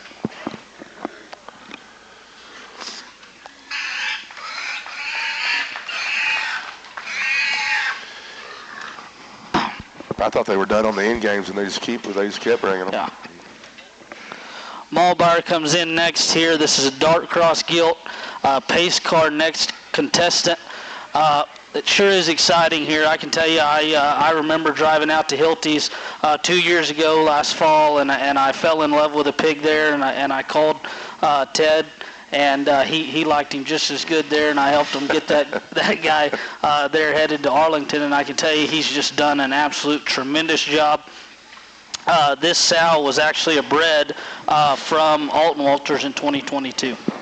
Well, I'll tell you what, I don't know how many pigs they brought, but, man, they're, again, starting off their lead gilt they're bringing out here, man. That is one sexy lady. She's built for the catwalk. I mean, she just screams, look at me now, and don't take your eyes off of me. And it starts that front end. And, again, I talked about it before in a couple others, but you got to have that neck build up on the top of those shoulder blades. And the problem in doing that is you kind of want to get coarse in that pull between those blades and those ears a lot of times. And she's one of the few that have come out here that doesn't look like it's going to be an issue. Still reads stout-browed, still reads a good kind of jawline, and most importantly, that one ties at the right part of its chest plate, and that's probably the most important thing when you talk about a front end. They get tined too high, they kind of look sissy. They get tined too low, they're fat front end. That one ties ideal, proportions very well, level, good design, loose in its structure, great in its angulation. I like to set the pasterns off both ends, just a little bit of flex there right now that's going to be about perfect when it's all said and done. That's one that, man, elite market hog, but that thing looks like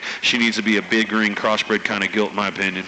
You guys, we'll leave it at this, and you guys that are online or here that's watching me judge, if this one comes in class, she's going to come through the front very, very fast. And with that said, there's one that wins the class, and about all I'm going to say is elite look, big hair, jet level hip with a great big tail that can motor. We'll talk about this one in a champion drive when we all get them together because she's that kind. Next to be lot 5 and 6, and I haven't even looked at the pigs, but I read the pedigree just a second ago, and I'm super excited. Main Man Green Bottles, right here. You talk about a pedigree. Main Man just sired the champion Duroc there at the Oklahoma Youth Expo. Been on an absolute tear. Green Bottles is on the bottom side of probably one of the best Duroc boards that I've ever seen. There that stands at Premium Blend, Wintex 312. So just an absolute killer pedigree here. We've got lot 5 is the boar, lot 6 is the barrow. You know, I'll let James talk about the pigs. I'm just going to talk about the pedigree a little bit. Even though you're a bit younger than us, maybe Green Bottles and 312, they might have been the most dominant boars that we've seen, you know, through the past several years from the Wintex firm. And the sire of these is just breaking out and getting ready to go. And I say just breaking out, but, man, he's had a ton of winners. You can't put together a better pedigree on it, and the pigs look it too. So you want to talk about a pedigree and a winning pedigree that happens very, very often, and they're at the top, then you've got it here, and I'll let James tell you about the two pigs. Man, I mean, just stout, burly, and massive, and still have some look and extension up through the front end of those blades. And pigs like this remind me of the reds that you see when you go to those big sales that everyone wants to be at. The Perfect Timings, the Major Leagues, the King of the Hills, that get along so well. And, yeah, they're probably a little ready right now, you know, being pushed to be ready for you guys to look at. And I like that about them. But yet at the same time, you know, you melt just a little bit off those pigs, and they're still green and futuristic in how they get to go. But, man, you want Durocs that got big centers, big motors, just ability to grow and put away groceries. And you want to win a barrow show, there's one thing you got to have. You got to have a barrow that's willing to eat and do what you need to do when you put stuff in front of it. And these pigs you're probably going to have to manipulate and tweak on a little bit. And I don't mean that in a bad way, but you're going to want them to eat some stuff that maybe they don't like to eat. And when they got that big cage and that big center in them, they'll do it for you, especially for this breed. But to get them where they're neat looking up front still and be that kind of massive and, you know, that short-sighted look, those check a lot of boxes for me that are real positive. I got so excited I didn't even read the note here, but the dam of this litter was the champion Duroc Gilt at the West Coast Classic, a litter mate to the champion Duroc Gilt at the Last Chance Showdown, and then a full sib to the reserve Duroc Bear at the I-5 Showdown as well. So, Green Bottle Sal behind it. Green Bottles was the sire there at Statement Day, which is the $290,000 Duroc board that we sold a couple years ago.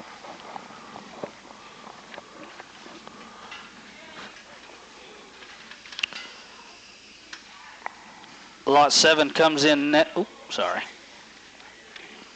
Got ahead of myself.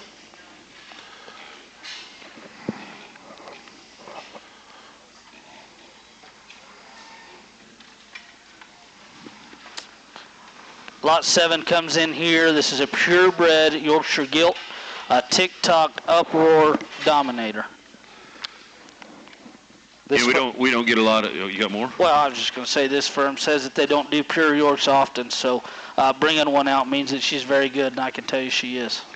Yeah, and, you know, there won't be a lot of pures offered in this thing, especially from a female standpoint, and ones of this quality are certainly things that you like to hide at home or not allow the public to have, because this is how you make the next generation better. But certainly appreciate them bringing these out and or bringing her out and letting you have a shot at her. But this is what a Yorkshire Gilt needs to look like at this stage of the game. If you're going to try and compare to some of them crossbreds that are just massive and bulky, you're going to get in a lot of trouble real fast with the Yorkshire breed, and we've done that in our industry, and I think we're getting them back to where maybe like a leaps and bounds type deal that you picked quite a few years back, where we got skeletal quality of these things, we got look, and we let Yorks be what Yorks are for. They add some refinement, they get your design better, they get your angles better, they get your flexibility together. She does all that. She gives you a neat show ring look, and that you study her, and I mean there's shape and there's mass and there's spread up eye. You know, she's real good when you get in behind her. I mean, man, that's an elite purebred show gilt. That one can hang with white lookalikes, you know, when she's out there in the ring. And most importantly, when it's all said and done, breed that thing. And, man, she just screams pure York female that's going to generate something down the road. You know, James, you're absolutely right. And with my affiliation, or my affiliation with Top Cut and Chad Day, and he raises a bunch of those there, and he'll tell you when it comes to Yorkshires, and that guy sold as many high-dollar ones as anybody, that they have to look like this when they're little, with that kind of extension and look and be able to motor, because Yorkshires are ones that are generally, as he talked about in the red ones a while ago, they'll eat and perform and get big, and when they do, she's going to put all that together on a bulky package. It'll take her a little longer to do it because she's pure, and with that said, that look, that mobility, and I think her end point whenever she matures for a Yorkshire, and one that, again, I think can get with the white crosses out there, one that's patterned right and made right and looks like one that's built for the future. I tell you, we don't get to see them very often. It's hard to find purebred Yorkshires, and I mean the resale value of this gilt alone that looks like this, you know, that's something to think about in the long run. She's 7, is that right? Yes, lot Yes. 7. Yes. Next will be lot 8 and lot 9. I was going to say a correction, but they don't have a paper, so just a correction for us. Right. This will be, these are light cross barrows. The sire is against the wall. The dam would be the dam of this litter raised the reserve market hog there at the Mid-Columbia Junior Livestock Show. And then looks like a couple other shows that I don't know how to pronounce the name. If James would like to say that. What am How I do you saying? say it? Yakima Valley? Yeah, Yakima that's hard. Valley? Hey, that's hard. Really, Willie? Come on. Really? I could've- Willie got it. I could have got He that. got it. I got that one. Come Couldn't on, see man. Didn't bring my glasses. I don't even wear glasses. I did hear him sounding it out over there, though, so he was getting close. So Temecula Education's getting him. Is that what it is? Yeah. Indian. That's sure on there. Hey, the 8 pig out here, guys. Get back to the pigs. Hey, slick, Bart. big back, got a big caboose working in this. And then one that, man, probably going to have to work on just a touch of body, but his extra look and bone is still one that's got that kind of muscle on there. And James has talked about it all night that we said here. Probably one that's going to have to be fed just a little different, but when you come to end point and punch time, when you've got to have it, there's one that you don't have to ask very hard to do it, and a blue one that's still got enough length of body, I think, to get big. You know, and I'm glad I got to talk about 9, how it worked in this rotation, because that is my kind of pig. When 9 walked in, man, that one just has so much look and so much style and just so much ring appeal. And those are the things that get you to Instapin. You know, when you walk in that ring, you got to captivate that judge's attention right away. And it's that side profile and those lines and proportions. And I mean, that is a sharp-looking, just elite-built kind of light cross barrow there. And man, that looks like one that is going to grow into itself and be very hard to handle when it's all said and done. You're looking to, if you don't have a light cross show, I don't care. You're talking about, you know, this part of the world, my part of the world over here on the West Coast. That is the pattern, that is the build, that is the right maturity pattern to be an end gamer. And, you know, talk about a pig that's 270, 280 and can go Wally Bop just about everyone at a county fair and then some. 9's one you want to inventory. Right, and Blake, me and him were just sitting there talking, and he said it doesn't make any difference anywhere on that one. And, you know, I knew it was my turn to talk, and I looked over and I seen James bouncing around in his seat over there because I saw him looking at the ear tags on there and not taking anything away from the 8, but that 9 is something very, very special. So, August, September buyers right there.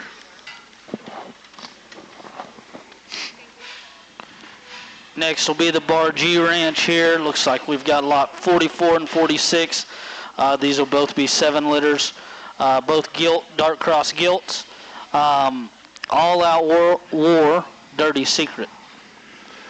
You know, and I don't know what just hit the ring here, but we went to a whole nother level of stoutness and power. And man, you want to talk about shag and the fuzz coming off those rear legs? Willie referred to it in what the tricked out board does earlier, but I'll talk about 44. You know, the black one that's over there. We'll do them sequential number, big stout skull, big pod, burly, massive one. And man, those are all things that when I look at that pig, I think, man, I'd like to show that one to Willie because he's going to go off and talk about Chewbacca-legged back in the days and all those terms that he had. But, man, that one is dense and powerful and still offers some look and style. A pretty salty little lady right there in that all-black. Also out here on the West Coast and a lot of places, you know, we have those all-black divisions in a lot of our jackpots, a lot of our shows. World Pork Expo, some of the NSR shows now are incorporated. I know some of the Texas majors and some things are coming on board. So I think all-black pigs used to be a little bit of maybe a taboo you want to stay away from.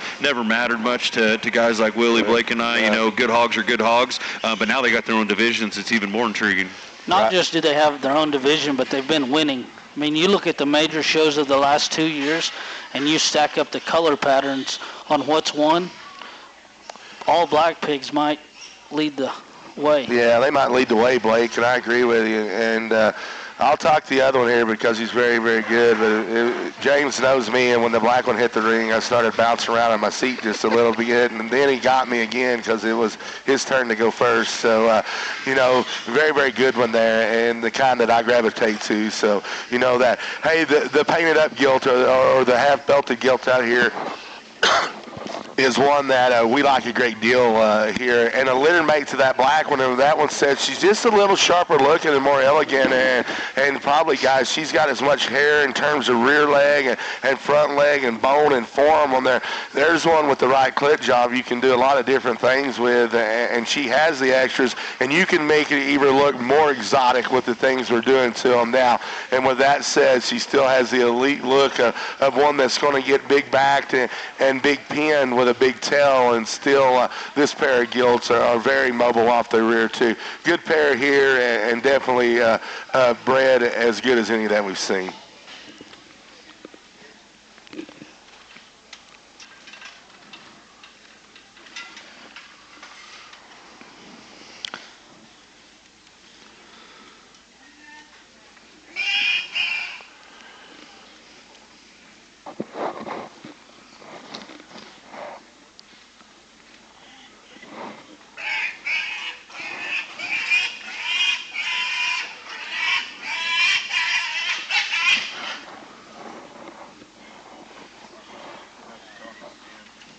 Yeah, I think they wanted us to say more about him. I might try. I'll run him with that board and push him out. Run them both together, buddy. They'll follow each other.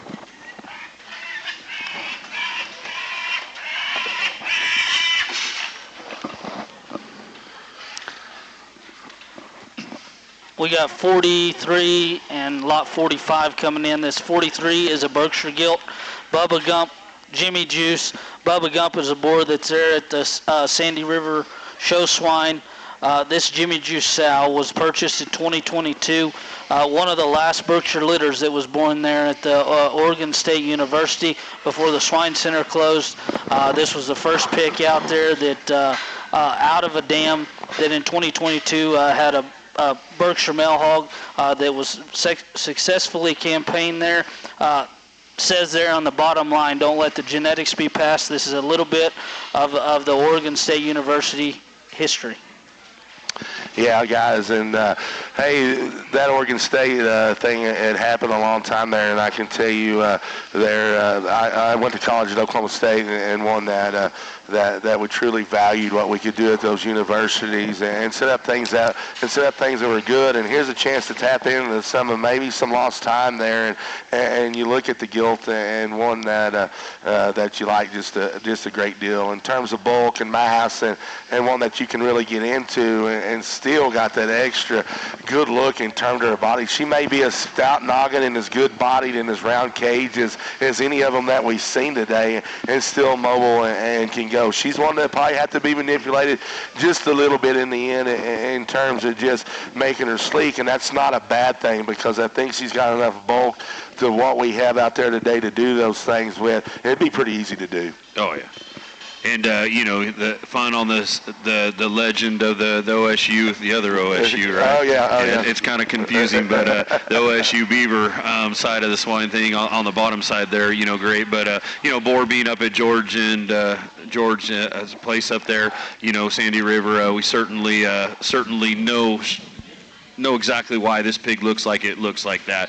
Both those firms, love breeding production-oriented kind of hogs. You get into that lot number 45, though, and I mean, man, you want to talk about another crossbred gilt that needs to be in your barn and needs to be fed. That girl certainly screams a lot of those things that we like to have or must have if you want to have competitive show stock. Another one of those from Blade Forward, man, that might be the best fronted one that we've seen out here all day long. She's big back, she's broad when you get in behind her. She's got big feet and legs and paws working in her. Feed a little body into her, kind of relax her out her hip just a little bit, and you'll be in real good shape there. But a nice pair of them here. Is that closing out the Vargie Ranch? Or yes, and that lot 45 should be a mate to 44 and 46. They're all out war, Dirty Secret. There you go.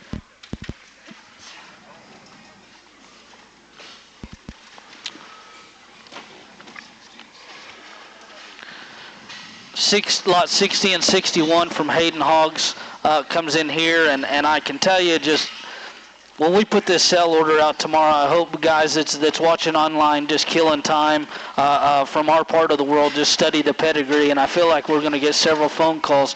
Buckle up, believe in me, super monster here in this pedigree on these two litter hogs. Man, I can go back to the Super Monster days for sure because, hey, I was, when they got Super Monster, Jerry, I think he told D on that one, he said, hey, I just found one, he's black, but he said, no, it's not popular, but I think it's good. And that guy probably set the trend. If you go back a lot of crossbreds, I didn't even know there was one around, and when you said that, man, it got me fired up. The buckle up deal has been as popular, guys, as anything in the country, and those buckle ups have won. They continue to do it. He's set his mark, and, there's as many of them. He might have been in the gilt sale that we come out of. He might have had the biggest numbers in terms of... he had 9, and I would say that those 9, geez, I don't know what they gross, I don't know what they average, but it was well over 20,000. Yeah, well over 20 there. So that's been good. And then you take the bottom side of that pedigree, Believe in Me, and that was a boar. Man, they're still using that guy out there because he made them so bulky and stout and still mobile. And I guess this pair excites me, not only from the way that they're bred, but just the way that they look. Very unique. And either way you go, I think, James, out here, and if you want a gilt that's got the elegant look and the tall fronted look and still one, man, I know that line. That thing's going to be hairy as all get out when it comes time. And that bear, man, he's got a good look in terms of shape. Big fat pin set in. You want one coming at you in the way they're supposed to look, then that guy's skull and head is one, and I think that's something that Buckle Up stamps in them. Well, I'd say it'd be a shame if whoever gets 61 has a place that's a terminal endpoint, because that genetic package on that bottom side is hard to find, and legendary would not even do enough. I mean, Hall of Fame-ish, and, if you talk about of all time, a top 5 sire, Super Monster is gonna come up in there, and, man, she's a cool little girl. Obviously, if you're just sitting here and you're choicing them and you're talking about just a show hog, man, that Barrow's pretty special. He's probably one of my favorites that's walked across the chips here today. And, man, if you don't know anything about livestock and you're, in the beginning stages of judging, that's the length, that's the proportions, that's the style, that's where you want to be at. And if you can find hogs from the side, from the front, from the rear that look like that and have that muscle maturity and that density everywhere, you're going to be in real good shape if you inventory those as you get more experience. But a very, very good pair of them right here. Big fan of that belted barrow for a show stock standpoint. I always enjoy coming to sales and seeing a bear that looks like this. It's got a mate sister, because I like to buy the mate sister, and then when the bear wins a show, I can post her online and sell it for a lot of money. So, very good set of pigs. There's the business model, Willie. Yeah, we're trying to win the barrow shows, and he's making all the money. Yeah, I've seen him do it. More than once. Yeah, that's for sure. Well, is the mic still on? The mic is still on. Man, that bear that went out's big time, guys. Okay. All right, I'm good. Let's go. There's I can hear a voice in the back of my head whenever I say this pedigree here. Podna. Trade secret charged up. It'd be lot 62, 64, and 65. We've got a dark cross Barra is going to be 62. Light cross Barra is 64. Light cross gilt is 65. This sow was purchased from Worthington Genetics there. Looks like that she was the Reserve Grand Champion Hampshire at the California State Fair in 2023. 64 is the gilt. I don't have a 63. Are they all litter mates, guys? Oh yeah, they're all litter mates. We'll make that correction, guys. Is it 6? So yeah, I just don't have a 63. Yeah, we've got 2, 3, and 4. No 5. So you don't have 5. Okay. 2, 3, and 4. Do you have a 65 at all? That's not my pig. Okay. No, all good. Let's go ahead. I don't think that they said they don't think okay. so. So Hey, again, we can do this and talk about the top side of that pedigree, and that's my big man there in Iowa, Louisiana, Mr. John Fontenot and Joanna Denner. That firm's been as successful as anybody. They raised the Ponderbor, and that whole success has been very good. And I'd say his daughters and stuff that's went on that John and them's had. You know that John, he's been pretty popular here lately and hot with what he's been doing. So the top side of that pedigree is good. The trade secret on the bottom side, and then you get back into those things there. Man, that's good. And the hogs look that way. I can tell you one thing about the sire of those is, James, you'll never worry about muscle, look, and bone in those things, because their ability to do that and continue to mature as you get into them is something special. And what made that line so good, and you get out here, and I think that you see that in those. I don't know how they're tagged. It's 62, the belted one. That one's the one that I gravitate towards in the pen, because he has that cruel look and that hard back and that opened up shape, and all of us have seen that and used it, and we know what that's going to do. It's just going to turn into something that you want to be behind and want your kid on a stick. So I always say those you daddies that are out there, that those mamas get mad on there, buy that pig right there, and at the end of the day, you won't get chewed on a whole lot. Make no mistake here, the dark cross Barra is 62. 62, correct. The light cross Barra is 63. And the light cross Guild is 64, correct? Right. Okay. Right. Perfect. Sorry about that. Yeah, and when you talk about, we talked a lot about the top side of the pedigree, but you get back into that Worthington Sow that's on the bottom side, and that's where you're going to see a lot of good things happen too. Not to take anything away from the top side, obviously it's elite and done well, but Seth has been here, I believe, at the first sale, and those things, you couldn't own them, if you remember that, Blake. Oh yeah. And things sold for a bunch of money, and if you didn't know Seth, he was a herdsman for Winmore for a couple years out there, and doing his own thing in his part of the world, and him and his dad and his family, and you can see those Worthington look coming through here, and you're combining it with all that good stuff down in the Brockman area where those boars ended up, whether you're talking about Cruel itself or Ponda and whatnot, but they all ended up down there. But again, these are just pigs that you're not going to get in trouble. If you don't have huge money and they land on these, this is where you want to be. And I'm not saying they're going to sell for cheap, because they certainly are deserving of ones that sell for more money. But if some of these slip through the cracks and don't bring those $2,000-$3,000 a piece, you want to get these in your barn, because they are going to feed and they're going to get better. That's how the pedigrees read on both the top and bottom side. And I don't think you can say it much better than what Willie did. But lots of different routes you can go. Depends on what you want to feed. Little bluegill, you want one that you got to push the whole way. The black one's got a little more to it. Maybe got to ease it out. The blue barrow here, maybe wants a little more in the center of the two. But if you're good with the feed bucket and you're good making those pigs where they need to be and getting them on the right nutrition plan, you're going to be in real good shape with this trio. Yeah, guys, I'd say a perfect combination, too, when you combine that Seth and then the top side of that pedigree. This is what you would expect to see out of that firm. So I think very, very good. If that blue gilt's cheap and you're within the sound of my voice on there, then I think there's problems at the Catalyst sale, because that one looks expensive to me, and I think a very, very good set here and very predictable, and I think that may be the greatest thing about them.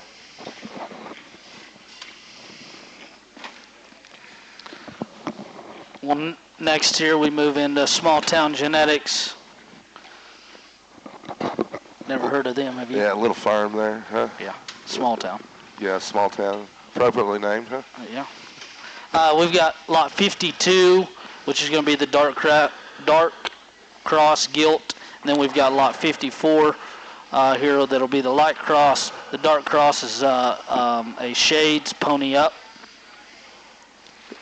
Our guy that filled out our paper didn't give us any other notes. We got a lot of info on there. So Shades is the boar we picked up at Brenning last year when we were laying over for the exposition. That would be we gave $40,000 off the farm for him, but he's a tricked out son, and thought we needed to work on our cage and our center body and our pigs a little bit and still keep some look. And Shane's always been the one that had big motors in him. We've been talking about big turn to those upper rib side, keeping feet and legs and hind leg in good shape, and that boar's done a real good job for us from that standpoint. standpoint there. The Black Gilt is one that, I thought's a very good hog to feed for a county fair out here. Can get in the mix a lot of different ways. Really no big hole in her, but yet has some things that are just a little more out there.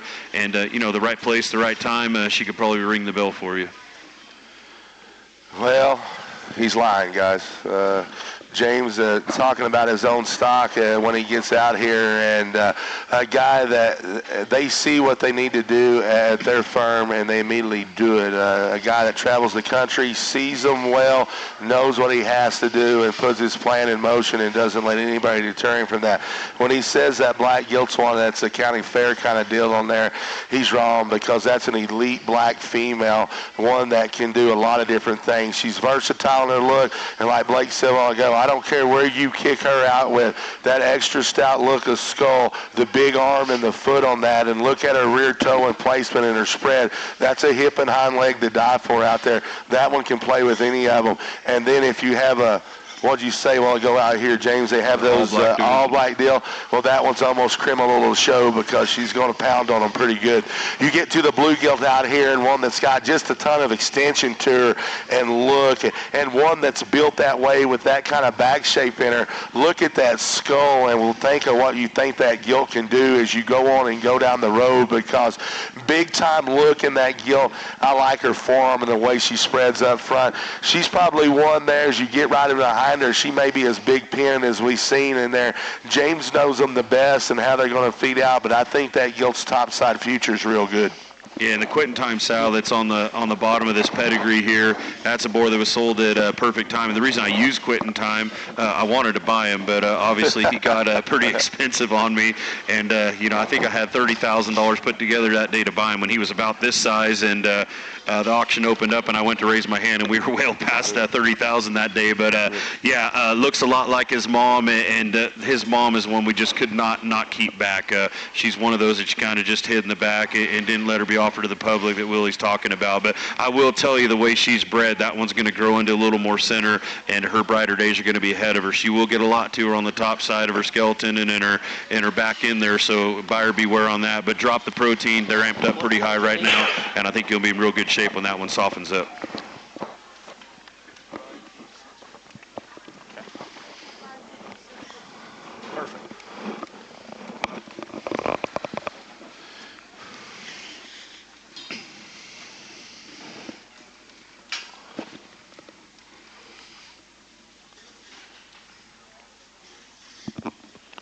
As we kick those out, we'll stay in the small town genetics pen. We've got 55, 56, 58, 55, and 58 would be mates. Light cross Barra and light cross Gilt shades on a Platte York. Is this a purebred Yorkshire? Yeah. Keep in mind there at the NSR shows, they do have that purebred influence division, yes, that's kind of taken over by storm there. And then lot 56, the 35-5 light cross Barra, is a bluey dirty good. Real good, and James can tell you more about them. But if you don't get excited about the 55 barrel on the stick, then you've got some problems out here. And one that is versatile and where you show, because if you get in my country, that one's a Yorkshire all day long, and he's going to play the game. And more importantly, it's quality. And one I think that's a big one, and that's hard to do sometimes as we get the white ones a little squatty as we breed them to make them more moderate on the Yorkshire side. And with his purebred mama out there, and knowing where she comes from, I bet she probably don't look like that, James. So Platte's firm's known for the stout ones. That one's got awesome look. Killer back shape in that one, and he's got the feet and legs and the wheels to hold up till the end. I like that bear a great deal.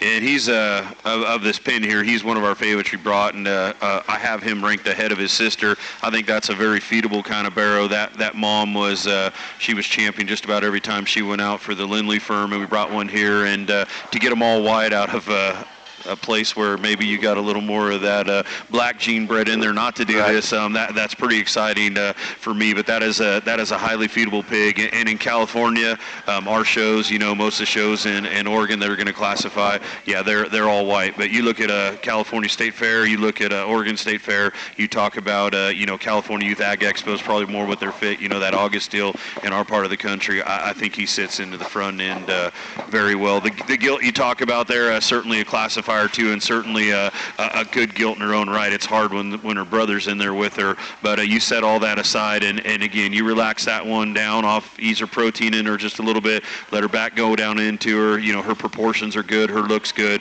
and obviously there's all kinds of muscle and power built into that one as well. That white gilt is one that me personally and the guys that are up here at the table is the kind that I love to feed and that we have a great success rate with the people that we help, because that one's cage and her build up top is so good. And like James said on there, that one's going to take just a little work, but when it comes down, she still has that extra stout look. And when you get her all leveled out, that's going to be a big round one that's got a great motor in her that I think is going to be very, very tough to get around whenever it comes time on there. When she puts everything together, there's one that can get in her hair, and the kind that I like to feed. The dark blue bear out here, and the first thing that strikes you about him is his color, because he's going to get your attention every time that you walk in the ring. That color and that mug, man, that's a big skull in one, and I don't know that we've seen one that's had a skull like that all day long. And had a good friend, Mr. Gannon McCune there, that won a lot of shows in Oklahoma, and he said, man, when they grow them ears, you got one that's elite, and he's got the body shape and cavity to do that, and muscle to burn, and one there that thinks one that a very feedable pig here that's good that James has brought you. We're good.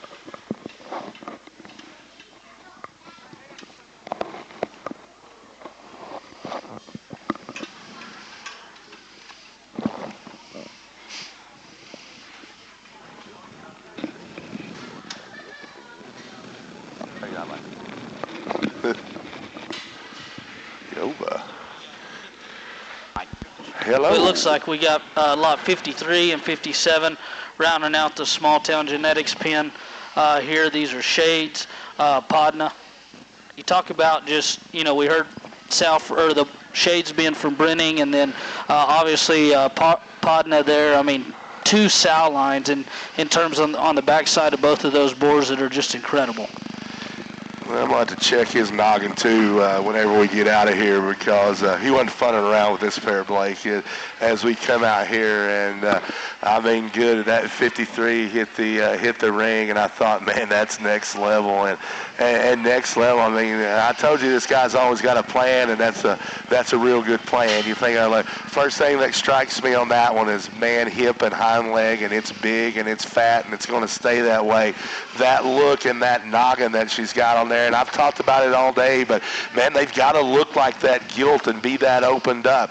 That gilt is expensive look, and she's one that gets you, a lot of us will say, and James and I judge a lot of shows on there, the first 3 seconds in the ring is going to tell the tape.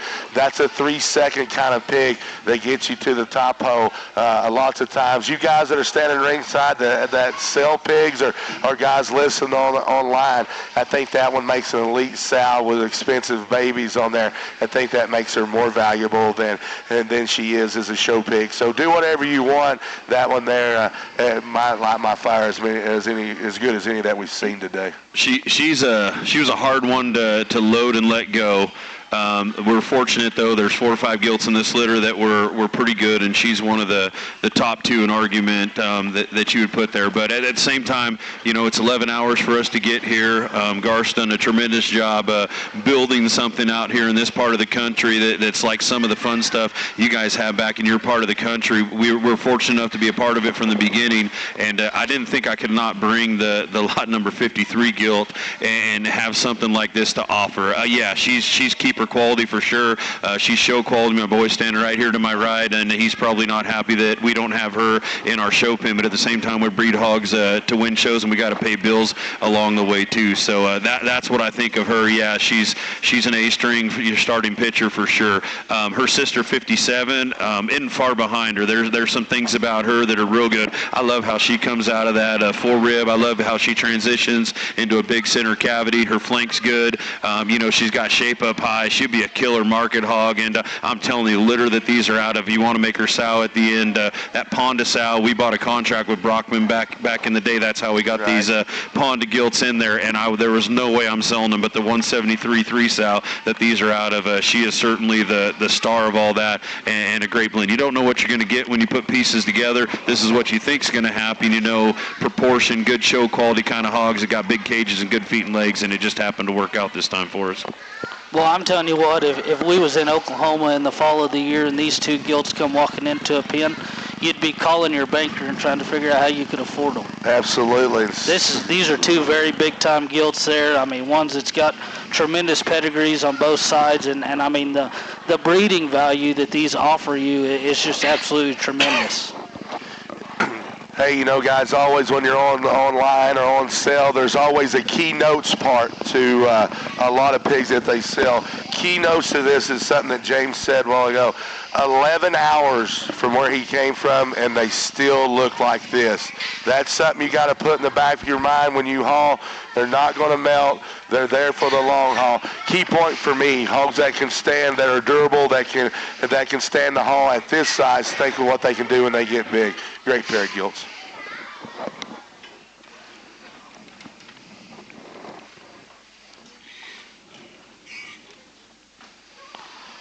Well, I know we've kind of been at it for a little bit here, and then we're rounding the preview out on a very, very good pig. I kind of been watching him in this pen right over here.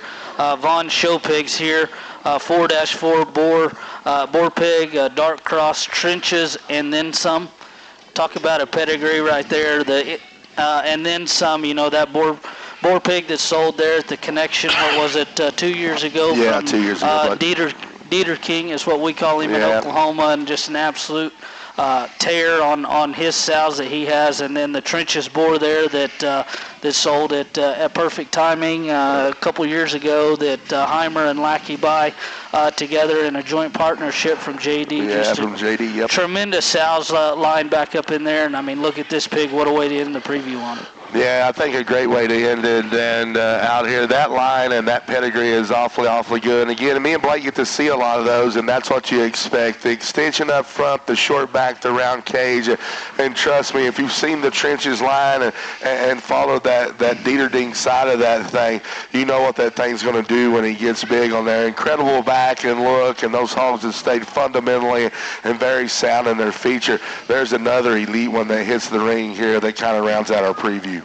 Yeah, and Dieterding's probably, track record of hogs that he's sold and have gone on to generate for other people as good as anyone in the country there. And I know the Vaughn firm, this wasn't what was slated to come here. That one that got injured was slated. This is not one that I think had any intention of being sold, no. But because the sister that was coming came up a little lame when they went to load it, I don't think wife's very happy about it. But the pig's here, the pig's being offered, and I guess it's, sorry for them, but yay for us type of situation when you talk about this. But just another one of those barrows. And I'll tell you what, I've been coming here for 3 years, been since the front end of it. There is more upper end pigs in this sale than we've had in the last 2 years added together. And with that being said, there is more feedable pigs in this sale. Maybe not the ones you just have to have, but those ones that surprise everybody at the end. And when it's over, you say, where'd you get that pig? You're like, I bought it at the Catalyst last year. You're like, no, you didn't. I was there. That wasn't one of them. You're like, yeah, it was. That was one of them good feeding kind of pigs that we had down there. So yeah, no one likes to be last going through the ring, but if you're talking about a closer, this barrow or this boar prospect that we have here is certainly closer worthy of an elite set of pigs that we're going to offer to you guys. And I think that's it for the preview, if I'm right, Blake. Is that? Yeah, that wraps up there. Just want to say thank you for everybody that come out tonight, and also for those that tuned in online here. I can tell you, I've had the privilege of traveling the countryside all spring, and I don't know how many pigs that we've sold so far. It's well over 4,000 or 5,000 pigs that we've got a chance to look at and see. And just to what James said there, you talk about a set of pigs. I think there's 64 head in the sale. There's probably not a sale that I've been to yet that has as deep and probably the most feedable pigs, just like what you're saying, than the opportunity that we have right here. Willie, I can tell you we joked about not driving, but I'm kind of disappointed that we didn't, because if I had my truck and trailer here, that 10-pin trailer would be full and we'd be headed back to Oklahoma. Well, that's what I was going to say, Blake. I've already in the back of my mind started thinking how we're going to get a few of these things back to the south there because of how our leaf are. My first time here, and I can tell you, I want to thank Gar and the crew here at the Catalyst for having all three of us up here. And with that said, not to say I'm surprised with the breeders in the sale, but what they offered you today in terms of elite pieces of livestock that you can go on and win with are second to none. It wasn't like these guys come home and said, hey, we're just going to bring a set of pigs there. They brought the best to you because they believe in this sale, the guys putting it on, and I want to tell you guys, in shot of my voice, whether you're here or online, get in, bid with confidence, and if any of you guys have any questions, we're available today or tonight, tomorrow. Blake, they can holler at any of the three of us. Is that correct? Yeah, absolutely. Our numbers are there. You can find those there on the Kennedy Venture website. Just kind of run through the schedule there for tomorrow. The banner presentation will be at 11 a.m. As soon as we get done with that, we'll kick right into, we'll do a live preview here that will not be streamed. And then also we'll start the sale there as close to 12:30 or just a few minutes after we get done with the preview. Probably won't be as long-winded tomorrow talking them. For those of you watching online, if you're just now getting with us or you got with us at the tail end of there, give it about 15 minutes and this video will be put right back onto the Facebook page, Kennedy Ventures Facebook page, Walton Webcasting, or the Kennedy Ventures site. Online bidding tomorrow with CCI.live. Gavels down the best. Right. And just to make this clear, Blake, they can go back at any time and watch that anytime through the day, tomorrow, tonight, whatever they want to do. Absolutely. So it'll be live, or our preview tonight will be live for the whole time tomorrow. So any guys out there that didn't see it, don't feel like you can't, because you can go back and watch it as many times as you want. And for those of you who are wondering about rides, if you're looking to get back, if you're logged into CCI, our truck is set up. We're heading back home to California. We can get all the way back to Denair, but we're meeting up with Stephen Popejoy tomorrow on our way home. So anything that needs to get the 40 corridor, Oklahoma City, up towards Indiana, we got you guys covered. You don't got to have it, but. With trucking will not be an issue. Bob May's going to be a day ahead of it, but Popejoy, we are actually meeting him, so it is. Those pigs will be on our truck 7 hours to the point where we hook up with him. We can get that done for you. So, yep, Garth. I know your wife puts up with a lot with you doing all this, but a big shout out. Garth standing in the back. He doesn't like to talk. Yeah, let's put our hands together for him. He always puts together an elite presentation, and it's always a privilege to be here. And also, Sullivan Supply is here. Get the word out to everybody. They've got everything that you need from start to finish from your show supply standpoint. Looks like we got some popcorn in the back there, but thanks to Florence, thanks to Garth, and everyone else who helps make this a go. Exciting to offer these things to you tomorrow, and barns will be open all night if you guys want to dig through them. Pleasure working with you guys. Had a good time. Thank you. Pleasure.